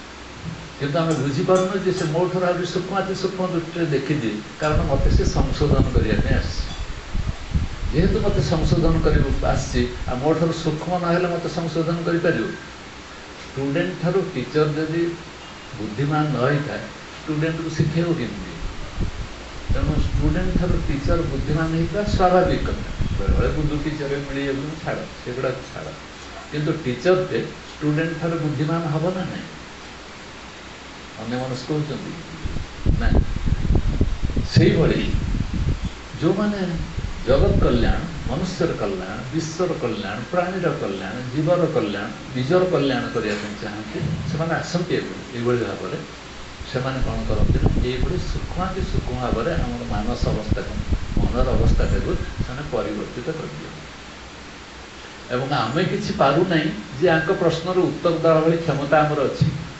ଆମେ ସେଇଠୁ ଅସହାୟ ମନେ କରୁ, ନିରୁପାୟ ମନେ କରୁ ଏବଂ ଶରଣାପନ୍ନ ହେଉ, ଆଉ କିଛି ନାହିଁ। ମୋର ବିଚାର ବିବେକ ଯାଇକି ଯେଉଁଠି ଯାଇକି ପହଞ୍ଚି ପାରୁନାହିଁ, ଏଭଳି ମହାପୁରୁଷମାନେ ତାଙ୍କର ବିବେକ ଦ୍ୱାରା ସେ ତାକୁ କ'ଣ କରିପାରନ୍ତି? ସେଇଭଳି ସ୍ତରକୁ ନେଇ ଆସନ୍ତି। ନହେଲେ କ'ଣ ହେବ? ଆମେ ବହୁତ ସମୟରେ ଇତସ୍ତତ କରିକି ଇଆଡ଼େ ସିଆଡ଼େ ବିଭିନ୍ନ ଜିନିଷ ଶୁଣି ସାରିଲା ପରେ ଆମେ ବେଳେବେଳେ ଭାବୁନି କି କାହାକୁ ଦୟା କଲେ ଭଲ, କାହାକୁ କରୁଣା କଲେ ଭଲ, କାହାର ଉପକାର କଲେ ଭଲ। ଏ କଥା ଆମକୁ ସମସ୍ତେ କହିନାହାନ୍ତି। ସାରା ଭାରତ କ'ଣ ସାରା ପୃଥିବୀର ଲୋକମାନେ ଅନ୍ୟର ମଙ୍ଗଳ କର। ଯେଉଁମାନେ ଯିଏ ଥିଲେ ଆମ ମଦର ଟେରେସା, ତାଙ୍କର ସମଗ୍ର ଜୀବନ କେଉଁଠି ବିତିଗଲା? ସେବା କାର୍ଯ୍ୟରେ ବିତିଗଲା। ସେଇ ଯେଉଁ ସେବା କାର୍ଯ୍ୟ ସେ କଲେ, ଏଇ ସେବା କାର୍ଯ୍ୟଟା ସବୁଠାରୁ ଶ୍ରେଷ୍ଠ ବୋଲି ତୁମେ ଗ୍ରହଣ କରିନେଇଛ ନା ନାହିଁ? ହଁ, ମୁଣ୍ଡ ହେଲା। ଇଏ ସର୍ବଶ୍ରେଷ୍ଠ କାମ ନୁହେଁ। ସର୍ବଶ୍ରେଷ୍ଠ କାମ କ'ଣ? ମୁଁ ନିଜେ କିଏ ଜାଣେ ଏବଂ ଅନ୍ୟକୁ ଜଣାଏ ତୁ କିଏ। ଇଏ ହେଉଛି ସବୁଠାରୁ ବଡ଼ ଉପକାର। କାରଣ ମୁଁ କିଏ ଜାଣିଗଲା ପରେ ମୁଁ ସମସ୍ତ ବୋଝରୁ ମୁକ୍ତ ହେଇଗଲି। ଏବଂ ସିଏ ତୁ କିଏ ଜାଣିଗଲା ପରେ ତୁ ବି ବୋଝରୁ ମୁକ୍ତ ହେଇଯିବୁ। ତୁ ବି ସ୍ୱଚ୍ଛନ୍ଦ ହେଇଗଲୁ, ମୁଁ ବି ସ୍ୱଚ୍ଛନ୍ଦ ହେଇଗଲି। ୟାଠାରୁ ବଡ଼ ସେବା କେଉଁଟା ହେଇପାରେ? ବୁଝିପାରୁଛ ନା? ଆଉ ବସିକି ସେବା କରିବା ନାଁରେ ମୋ ଘରେ କ'ଣ ଅଛି, ଖଟା କନା ଅଛି କି ପିଠା କନା ଅଛି କି କ'ଣ ଖାଦ୍ୟ ଅଛି ଦେଇଦେଲି, ଖୁସି ହେଇଗଲି, ସେମିତି କିଛି ନାହିଁ। ରାଜାଙ୍କର ଦେହାନ୍ତ ହେଲା, ଯୁବରାଜ ହେଲେ। ସେ ଯୁବରାଜ ହେଇସାରିଲା ପରେ ସମସ୍ତେ ଜାଣିପାରିଲେ ନା ଦୟାଳୁ, ଅନ୍ୟମାନଙ୍କୁ ଟିକେ ଦୟା କରେ।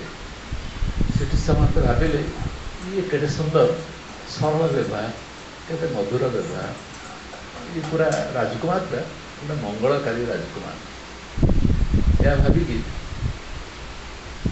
ସିଏ ଯାଉଥିବା ବାଟରେ ତାକୁ ଯଦି ଜଣେ କିଏ ପଚାରିଦେଲେ ଆମର ଏଇ ସମସ୍ୟାଟା ଗାଁରେ ହେଇଛି, ସେ ଓହ୍ଲେଇ ପଡ଼ିକି ସମସ୍ତଙ୍କର ସମାଧାନ କରିଦିଏ, ସବୁ ପ୍ରକାର ସମାଧାନ କରିଦିଏ। ଲୋକେ ତାକୁ ଭାରି ଭଲ ପାଆନ୍ତି। ସେ ଯାଉଛନ୍ତି ଘୋଡ଼ାରେ, ସେ ରାଜକୁମାର। ଏଇ ସମୟରେ କ'ଣ ହେଲା? ଗୋଟେ ଛୋଟ ପିଲାଟେ ଗୋଟେ ଶୁଆଟେ ଧରିଛି। ଶୁଆ ଜାଣିଛୁ? ଶୁଆ ଦେଖିଛୁ? ପ୍ୟାରଟ ଦେଖିଛ ନା ନାହିଁ? ସେ ଶୁଆକୁ ଦେଖି ଗୋଟେ ପିଲାଟେ ତାକୁ ଧରିଛି। ଏ ତାକୁ ପଚାରିଲା କାହିଁକି ତାକୁ ଧରୁଛୁ? ଶୁଆଟାକୁ କାହିଁକି ଧରୁଛୁ? ତାକୁ ଛାଡ଼ି ଦେଉନି। କହିଲା ନାଇଁ ନାଇଁ ଛାଡ଼ିବି। କ'ଣ କରିବୁ ନା ତାକୁ ମୁଁ ଶିଖେଇବି, ଶବ୍ଦ କହିଲା ଶିଖେଇବି। ସେ ଶିଖି ସାରିଲା ପରେ ଆମ ସାଙ୍ଗରେ କଥାବାର୍ତ୍ତା କରିବ, ମୁଁ ସେଇଥିପାଇଁ ରଖିଛି। କିନ୍ତୁ ଇଏ କହିଲା ମୋତେ ଦେଇଦେବୁ ନା ତମେ ନେଇ କ'ଣ କରିବୁ? ନାଇଁ ମୋତେ ଦେଇଦେ, ଏଇଟା ମୁଁ ତୋତେ କିଛି ଦେବି ତା ବଦଳରେ। ଏହା କହିକି ସେଟା ଗୋଟେ ସୁନାର ମୁଦ୍ରାଟେ ତାକୁ ଦେଲେ, ସୁନା ମୁଦ୍ରାଟେ ଦେବି, ତୁ ମୋତେ ସେ ଶୁଆଟା ଦେଇଦେବି। ସିଏ ବି ଖୁସି ହେଇଗଲା, ଗୋଟେ ସ୍ୱର୍ଣ୍ଣ ମୁଦ୍ରାଟେ ମିଳୁଛି, ଶୁଆଟା ବଦଳରେ କ'ଣ କ୍ଷତି ହେଇଗଲା। ସେଠୁ ସିଏ ତାକୁ କ'ଣ କଲା, ନେଇକି ଗୋଟେ ଉଞ୍ଚା ଜାଗା ଦେଖିକି ସେ ରାଜକୁମାର ପଳେଇଲେ। ପଳେଇ ସାରିଲା ପରେ ସେ ଉଞ୍ଚା ଜାଗାରେ ତାକୁ ଲୋକମାନେ ବି ତାଙ୍କ ପଛେ ପଛେ ଗଲେ। ଇଏ ନେଇକି ଶୁଆଟାକୁ କ'ଣ କରିବୁ କୌତୂହଳ ବଶ ତା ପଛେ ପଛେ ଗଲେ। ଇଏ ନେଇକି ଗଲା, ନେଇକି ତାକୁ ଉଡ଼େଇଦେଲା ଆକାଶରେ। ତାପରେ କହିଲା ଯେ ସେତେବେଳେ ପଶୁପକ୍ଷୀମାନଙ୍କ ଉପରେ କିଛି ରେଷ୍ଟ୍ରିକ୍ସନ୍ ନିୟମ ନଥିଲା, ଯେ କୌଣସି ପଶୁକୁ ରଖିକି ତୁମେ ଘରେ ରଖିପାରିବ ନାହିଁ କି ପକ୍ଷୀକି ରଖିପାରିବ ନାହିଁ। କିନ୍ତୁ ଇଏ ସେଇ ସମୟ ତାକୁ ଉଡ଼େଇ ଦେଲା ପରେ ତାପରେ ସେ ଲୋକମାନଙ୍କୁ କହିଲେ ଦେଖ, ଏଇଭଳି ଯଦି କେହି ପକ୍ଷୀମାନଙ୍କୁ ଆଣିକି ରଖୁଥାଏ, ଯଦି କେହି ରଖୁଥାଏ ତମେ ତାକୁ ଆଣିକି ମୋତେ ଦେବ, ମୁଁ ତାକୁ ଗୋଟେ ସ୍ୱର୍ଣ୍ଣ ମୁଦ୍ରା ଦେବି ଏବଂ ତାହେଲେ ସେ ପକ୍ଷୀ ଗୁଡ଼ାକୁ ଉଡ଼େଇ ଦିଆଯିବ। ତାପରେ ଦେଖାଗଲା 30ଟା ପକ୍ଷୀ ଆସିକି ପହଞ୍ଚିଲେ ତାଙ୍କ ରାଜଦରବାରରେ। ଇଏ ସମସ୍ତେ ଗୋଟେ ଗୋଟେ ସ୍ୱର୍ଣ୍ଣ ମୁଦ୍ରା ଦେଲେ। ସମସ୍ତେ ତାକୁ ନେଇକି ଗଲେ। ତାପରେ କହିଲେ ଏଇଟା ଗୋଟେ ପକ୍ଷୀମାନଙ୍କୁ ମୁକ୍ତି ଦିଆଯିବ ବୋଲି ଗୋଟେ ବୋର୍ଡ଼ ମାରିଦେଲେ, ପକ୍ଷୀମାନଙ୍କୁ ମୁକ୍ତି କରିଦିଆଯିବ, ପ୍ରତ୍ୟେକ ଦିନ ସେ ପକ୍ଷୀମାନଙ୍କୁ ଆଣିବ। ଦେଖାଗଲା ଆସ୍ତେ ଆସ୍ତେ ଆସ୍ତେ ଆସ୍ତେ ଲୋକମାନେ ପକ୍ଷୀମାନଙ୍କୁ ଧରିକି ଆସିଲେ, ମୁକ୍ତି ଦିଆଯିବ ନା। ତେଣୁ ସେ ସମସ୍ତଙ୍କୁ ଗୋଟିଏ ଗୋଟିଏ ଗୋଟିଏ ଗୋଟିଏ ସ୍ୱର୍ଣ୍ଣ ମୁଦ୍ରା ଦେଲେ। ଏଇ ସମସ୍ତେ ସେଇ ସ୍ୱର୍ଣ୍ଣ ମୁଦ୍ରାକୁ ନେଇକି ଏସବୁ ଉଡ଼େଇ ଉଡ଼େଇ ଗଲେ। ଦିନେ ସେ ରାଜାଙ୍କର, ଏଇ ଯେଉଁ ଯୁବରାଜ ଅଛନ୍ତି ତାଙ୍କ ବାପାଙ୍କର ଆଉ ଜଣେ ସାଙ୍ଗ ଥିଲେ, ସିଏ ଗୋଟେ ଆଶ୍ରମରେ ରହିଯାଇ ସାରିଛନ୍ତି, କ'ଣ ହେଇଛି ଆଚାର୍ଯ୍ୟଟି। ସେଦିନ ତାଙ୍କ ଘରକୁ ବୁଲିବା ପାଇଁ ଆସିଥିଲେ। ତାକୁ ଆମେ ଦେଖିଲେ ଯେ କ'ଣ କରୁଛି, କ'ଣ ପକ୍ଷୀ ମୁକ୍ତିର ଗୋଟେ ବ୍ୟବସ୍ଥା କ'ଣ କରାହେଇଛି। ତାକୁ ପଚାରିଲେ ଯେଉଁ ପକ୍ଷୀ ମୁକ୍ତିଟା ହେଉଛି, ଆଜି ବି 30ଟା ପକ୍ଷୀ ବି ଆସିଛନ୍ତି, ଆଜି ତମେ କାଲି ଗୋଟେ ଛଦ୍ମ ବେଶରେ ମୋ ସାଙ୍ଗରେ ଯିବ କି? କେଉଁଠି? ଆମେ ଗୋଟେ ଜଙ୍ଗଲକୁ ଯିବା, ଦେଖିବା ଅବସ୍ଥା କ'ଣ ଅଛି। ଇଏ ସକାଳୁ ସକାଳୁ ବାହାରିକି ଜଙ୍ଗଲରୁ ଗଲେ। ଦେଖିଲା ବେଳେ ଦେଖା କିଛି ଅଠା ପଡ଼ିଛି, କିଛି ଗୋଟେ ପିଞ୍ଜରା ଲାଗିଛି, ଯେମିତି ପକ୍ଷୀମାନଙ୍କୁ ଧରାଯିବ। କେତେ ପକ୍ଷୀ ଉଡ଼ି ଯାଇପାରିନାହାନ୍ତି, ମରିଯାଇଛନ୍ତି ବାଟରେ, କେତେ ପକ୍ଷୀ ନଷ୍ଟ ହୋଇଯାଇଛନ୍ତି, ଆଉ କେତେ ପକ୍ଷୀ ଧରା ବି ପଡ଼ିଛନ୍ତି। କିନ୍ତୁ ପ୍ରତ୍ୟେକ ଦିନ ଏ ପକ୍ଷୀମାନଙ୍କୁ ଆଣିକି ରାଜାଙ୍କ ମହଲରେ ରଖାଯାଉଛି। ପଚାରିଲେ ସେ ଆଚାର୍ଯ୍ୟ, ବୁଝିପାରିଲ ତ ରାଜକୁମାର, ବୁଝିପାରିଲ ତ? ହଁ ବୁଝିପାରିଲି। ଯେ ଏଇଭଳି ଭାବରେ ଲୋକମାନେ କ'ଣ କରୁଛନ୍ତି ନା, ସ୍ୱର୍ଣ୍ଣ ମୁଦ୍ରାର ଲୋଭରେ ଏ ପକ୍ଷୀମାନଙ୍କୁ ସବୁ ଆଣିକି ଗୋଟିଏ ଗୋଟିଏ ଗୋଟିଏ ଗୋଟିଏ ସବୁ ମୋ ପାଖରେ ଆଣିକି ଦେଉଛନ୍ତି। ବୁଝିପାରୁଛ ନା? ତେଣୁ ପକ୍ଷୀମାନଙ୍କୁ ଆଣିକି ଦେଉଥିବା ଯୋଗୁଁ ସେ ତାଙ୍କର ଦୟା ପ୍ରଦର୍ଶନ କରୁଛନ୍ତି, ରାଜକୁମାର ଦୟା ଦେଖାଉଛନ୍ତି। ତେଣୁ ପକ୍ଷୀମାନଙ୍କୁ ସେ ଆଣିବା, ରାଜକୁମାର କ'ଣ ଭାବୁଛନ୍ତି, ମୁଁ ଦୟା ଦେଖାଉଛି। କିନ୍ତୁ ସିଏ ବୁଝେଇଦେଲେ ଯେ ଦେଖ ଏଇ ଯେଉଁ ପକ୍ଷୀମାନଙ୍କୁ କିଭଳି ଭାବରେ କ'ଣ କରାଯାଉଛି। ତାପରେ ରାଜକୁମାର କହିଲେ, ମୋ ମନରେ ତ ସେମିତି କିଛି ନଥିଲା, ମୋର ତ ଥିଲା ପକ୍ଷୀମାନଙ୍କ ଉପରେ ଦୟା କରିବା, ମୁଁ ତ କିଛି ଭୁଲ କରିନି ଗୁରୁଦେବ। ସେ କହିଲେ ଭୁଲ କରିନ ଯେ, ତମ ଭିତରେ ଗୋଟେ ବାସନା ଅଛି, ମୁଁ ଦୟା କରିବା ଦ୍ୱାରା ଅନ୍ୟମାନେ ମୋତେ କହିବେ କେତେ ଦୟାଳୁ ଦେଖ। ଏ ଭାବନା ତମ ଭିତରେ ଅଛି ନା ନାହିଁ? ତମ ଭିତରେ ବାସନା ଅଛି ନା ନାହିଁ? ଦେଖ ମୁଁ ଅନ୍ୟକୁ ଦେବି। ପଚାରିକି ଦେଖୁନ ନିଜକୁ। ଆମେ ବି ବେଳେବେଳେ କାହାକୁ କ'ଣ ଟିକେ ଦେଲେ ତାକୁ ରଖିପାରୁଛୁ କି? ସାଙ୍ଗେ ସାଙ୍ଗେ କହି ବୁଲୁଛୁ ଯେ ଆମେ ଏଇଟା କରୁ, ଆମେ ଏଇଟା କରୁ, ଆମେ ଏଇଟା କରୁ। ଏ ବାସନା ତ ଭିତରେ ଅଛି ନା ନାହିଁ? ଏ ଦୟା ଭାବ ପଛଆଡ଼େ ଯେ କେତେବେଳେ ଆସି ଗୋଟେ ବାସନାଟା ଭିତରେ ପଶିଯାଇଥାଏ, ଏ ଗୋଟେ ରୋଗରେ ପରିଣତ ହେଇଯାଏ ଯେ ଆମେ ପରିସ୍ଥିତିଟାକୁ ନ ବୁଝି ମଧ୍ୟ ଦୟା କରିବାରେ ଲାଗିଯାଉ। ଇଏ ମଧ୍ୟ ବିପଦର କାରଣ ହେଇପାରେ, ଯାହାଫଳରେ କିଭଳି ଭାବରେ ଜୀବନ ନଷ୍ଟ ହେଉଛି ସେ ପାଖରେ ତାକୁ ଆମେ ବୁଝିପାରୁନୁ। ଯେତିକି ଆମ ଚତୁଃପାର୍ଶ୍ୱରେ ଭିକାରୀ ଗରିବ ଲୋକମାନେ ବୁଲୁଛନ୍ତି, ଏମାନେ ଗୋଟେ ଗୋଟେ ଯେ ଛଦ୍ମବେଶୀ ନୁହନ୍ତି ତାର ପ୍ରମାଣ କ'ଣ ଆମେ ଦେବା ପାଇଁ ପଡ଼ିବ? ଛଦ୍ମବେଶୀମାନେ ବି ଅଛନ୍ତି ନା ନା, ଯେଉଁମାନେ ଆମ ଚତୁଃପାର୍ଶ୍ୱରେ ଅଛନ୍ତି। ତେଣୁ ଦାନ କଲାବେଳେ ମଧ୍ୟ ଯଦି ତମ ଭିତରେ ଭାବ ଅଛି ଯେ ମୁଁ ଦୟା କଲାବେଳେ ମୋତେ ଟିକେ ଭାରି ଖୁସି ଲାଗିଲା, ଏ ପ୍ରକାର ଭାବ ଯଦି ତମ ମନରେ ଆସିଛି, ଇଏ ମଧ୍ୟ ତୁମର ଅସିଲି ଦୟା। ଅସିଲି ଦୟା କେତେବେଳେ ହେବ ନା, ଯେତେବେଳେ ତୁମେ ଯୋଗ୍ୟତମ ଜାଗାରେ ଏଗୁଡ଼ା ସବୁ ଦାନ କରିପାରିବ। ଯେ ଅଯୋଗ୍ୟ ତାକୁ ଦାନ କରି କିଛି ଲାଭ ନାହିଁ, ସେଇ ଅନୁସାରେ ତୁମେ ନିଜକୁ ନିଅ। ଇଏ ହେଉଛି କ'ଣ ନା ମଝି ରାସ୍ତା ଗୋଟେ ଗୋଟେ ଆମେ ଆଧ୍ୟାତ୍ମିକ ପଥରେ ସତ୍ ପଥରେ ଗଲାବେଳକୁ ଗୋଟେ ମଝି ରାସ୍ତା ବାହାର କରିଦେଉ। କାହାକୁ ଦୟା କଲେ ଭଲ, କାହାର ଉପକାର କଲେ ଭଲ, କାହାର କ'ଣ କଲେ ଭଲ। କିନ୍ତୁ ସଦ୍ଗୁରୁ କହୁଛି ତୋର ସବୁଠାରୁ ସର୍ବଶ୍ରେଷ୍ଠ ସିଏ ହେଉଛି ମୋର ସବୁଠାରୁ ପ୍ରିୟ, ଯିଏ କ'ଣ କରେ ନା ଜ୍ଞାନ ଦାନ କରେ, ସତ୍ୟଟାକୁ ପ୍ରକାଶ କରେ। ସତ୍ୟଟା କୁହାହେଇଛି ନା ନାହିଁ, ତାଙ୍କର ଲେଖା ହେଇଛି ନା ନାହିଁ, ମୋର ପ୍ରିୟ କିଏ? ମୋର ପ୍ରିୟ କିଏ ନା ଯିଏ ଆତ୍ମା ସମ୍ପର୍କରେ ବୟାନ ଦିଏ, ଆତ୍ମା ସମ୍ପର୍କରେ ଜ୍ଞାନ ଦିଏ, ଯିଏ ତାକୁ ଦିଏ ସେ ସବୁଠାରୁ ମୋର ପ୍ରିୟ। କାରଣ ମୁଁ ଆତ୍ମା ଉପରେ ତିଷ୍ଠିକି ରହିଛି, ସେ ଆତ୍ମାରେ ପହଞ୍ଚୁଛି। ତେଣୁ ଆମ ଦିନକୁ ସମନ୍ୱୟ ହେବ ନା ନାହିଁ? ଆତ୍ମା ବ୍ୟତୀତ ଆଉ ଯାହା ଯାହା ତୁମେ କର, ମୋତେ ଖାଦ୍ୟ ଦିଅ, ପେୟ ଦିଅ, ବସ୍ତ୍ର ଦିଅ, ରହିବା ପାଇଁ ଦିଅ, ସୌଖିନ ଦିଅ, ସୁନାହାର ଗଳା, ଯାହା କରୁଛ କର, ତା ଦେହରେ ମୋର ମତଲବ ନାହିଁ, ତା ଦେହରେ କୌଣସି ଉଦ୍ଦେଶ୍ୟ ନାହିଁ। ତେଣୁ ଏଇଭଳି ସ୍ଥିତିରେ ଥିବା ଲୋକମାନଙ୍କର ମହିମାକୁ ଆମେ କେମିତି ବୁଝି ଦେଇପାରିବା? ତେଣୁ ସଦ୍ଗୁରୁ ଅର୍ଜୁନ କହୁଥିଲେ, ଯେଉଁଦିନ ତାଙ୍କ ଗୁରୁ ସମ୍ପର୍କରେ ଜ୍ଞାନ ହେଇଯିବ, ସେଇଦିନ ତାଙ୍କ ପୂର୍ଣ୍ଣ ଜ୍ଞାନ ହେବ। ଅର୍ଥାତ୍ ଗୁରୁ ସମ୍ପର୍କରେ ଜ୍ଞାନ ଯାହାର ହେଇନାହିଁ, ସେ ଜ୍ଞାନର ଧାର ଧରେ। ବୁଝିପାରୁଛ ନା କାହିଁକି ଗୁରୁ ମହାନ ଯେ ଆମେ ଯେତିକିରେ ରହିଯାଉଛୁ, ସେ ତାଠାରୁ ଆଉ ସୂକ୍ଷ୍ମ ଜିନିଷ ବାହାର କରୁଛୁ। ସେଇଥିପାଇଁ ଆମେ ଦେଖିଲେ ଗୁରୁକୁ ଦବି ଯାଉଛୁ, ଆମକୁ ଭୟ ଲାଗୁଛି, ସଙ୍କୋଚ ଲାଗୁଛି। ଆମେ କହୁଛୁ ଆମେ ଫେସ୍ କରିପାରୁନୁ। କାହିଁକି ଫେସ୍ କରିପାରୁନୁ? କ'ଣ ହେଇଛି ତମର ଅସୁବିଧା? ନା ତମ ଭିତରେ ଅଭାବଟା ତମେ ଜାଣିଛୁ, ଏ ଅଭାବ ଥିବା ଯୋଗୁଁ ମୁଁ ସିଧାସଳଖ ମୁହାଁମୁହିଁ ହେଇପାରୁନି।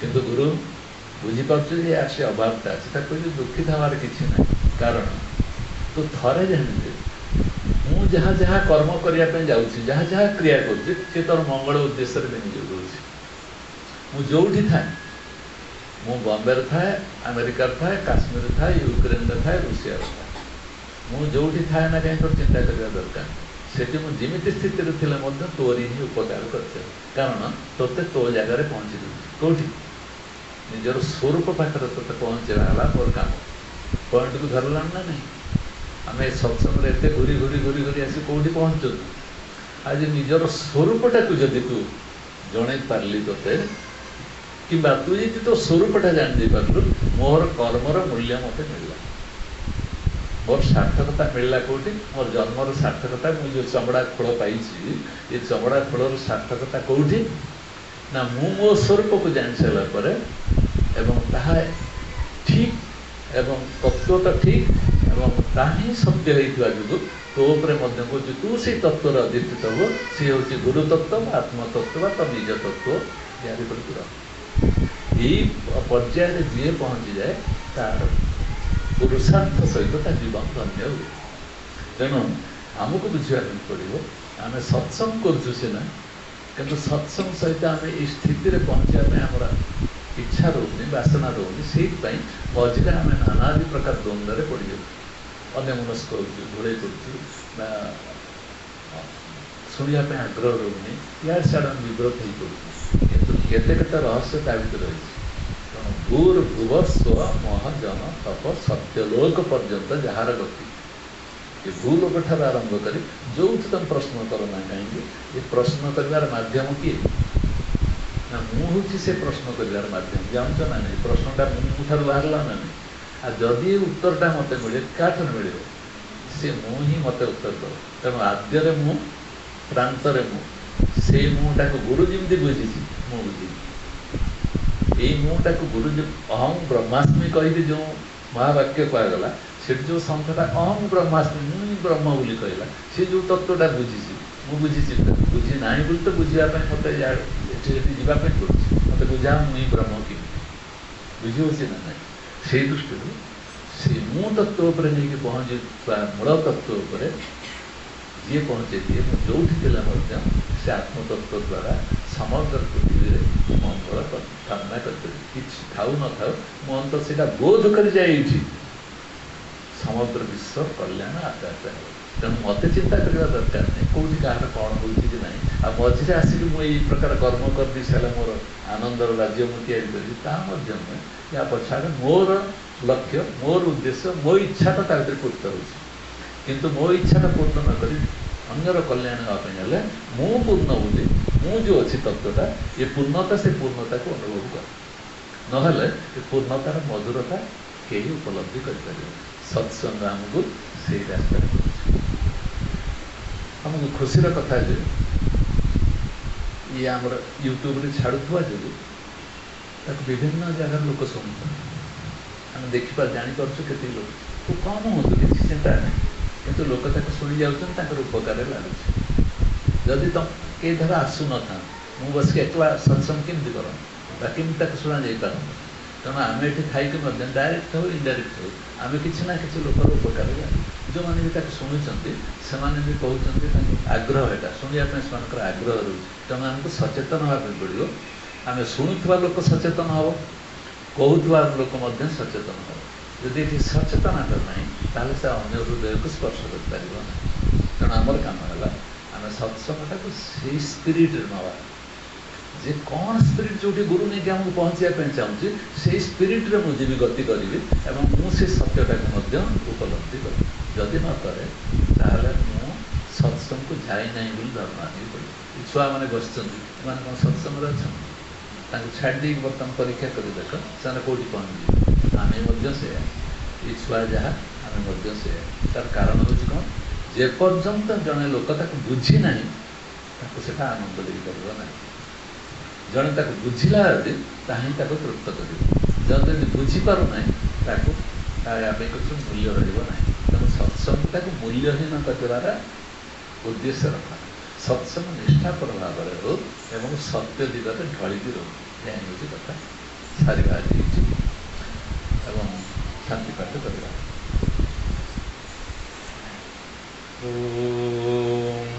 ପୂର୍ଣ୍ଣମଦ ପୂର୍ଣ୍ଣମିଦଂ ପୂର୍ଣ୍ଣାତ୍ ପୂର୍ଣ୍ଣମୁଦଚ୍ୟତେ ପୂର୍ଣ୍ଣସ୍ୟ ପୂର୍ଣ୍ଣମାଦାୟ ପୂର୍ଣ୍ଣମେବାବଶିଷ୍ୟते। सर्वे भवन्तु सुखिनः सर्वे सन्तु निरामयाः सर्वे भद्राणि पश्यन्तु मा कश्चित् दुःखभाग् भवेत्। ॐ शान्तिः शान्तिः शान्तिः।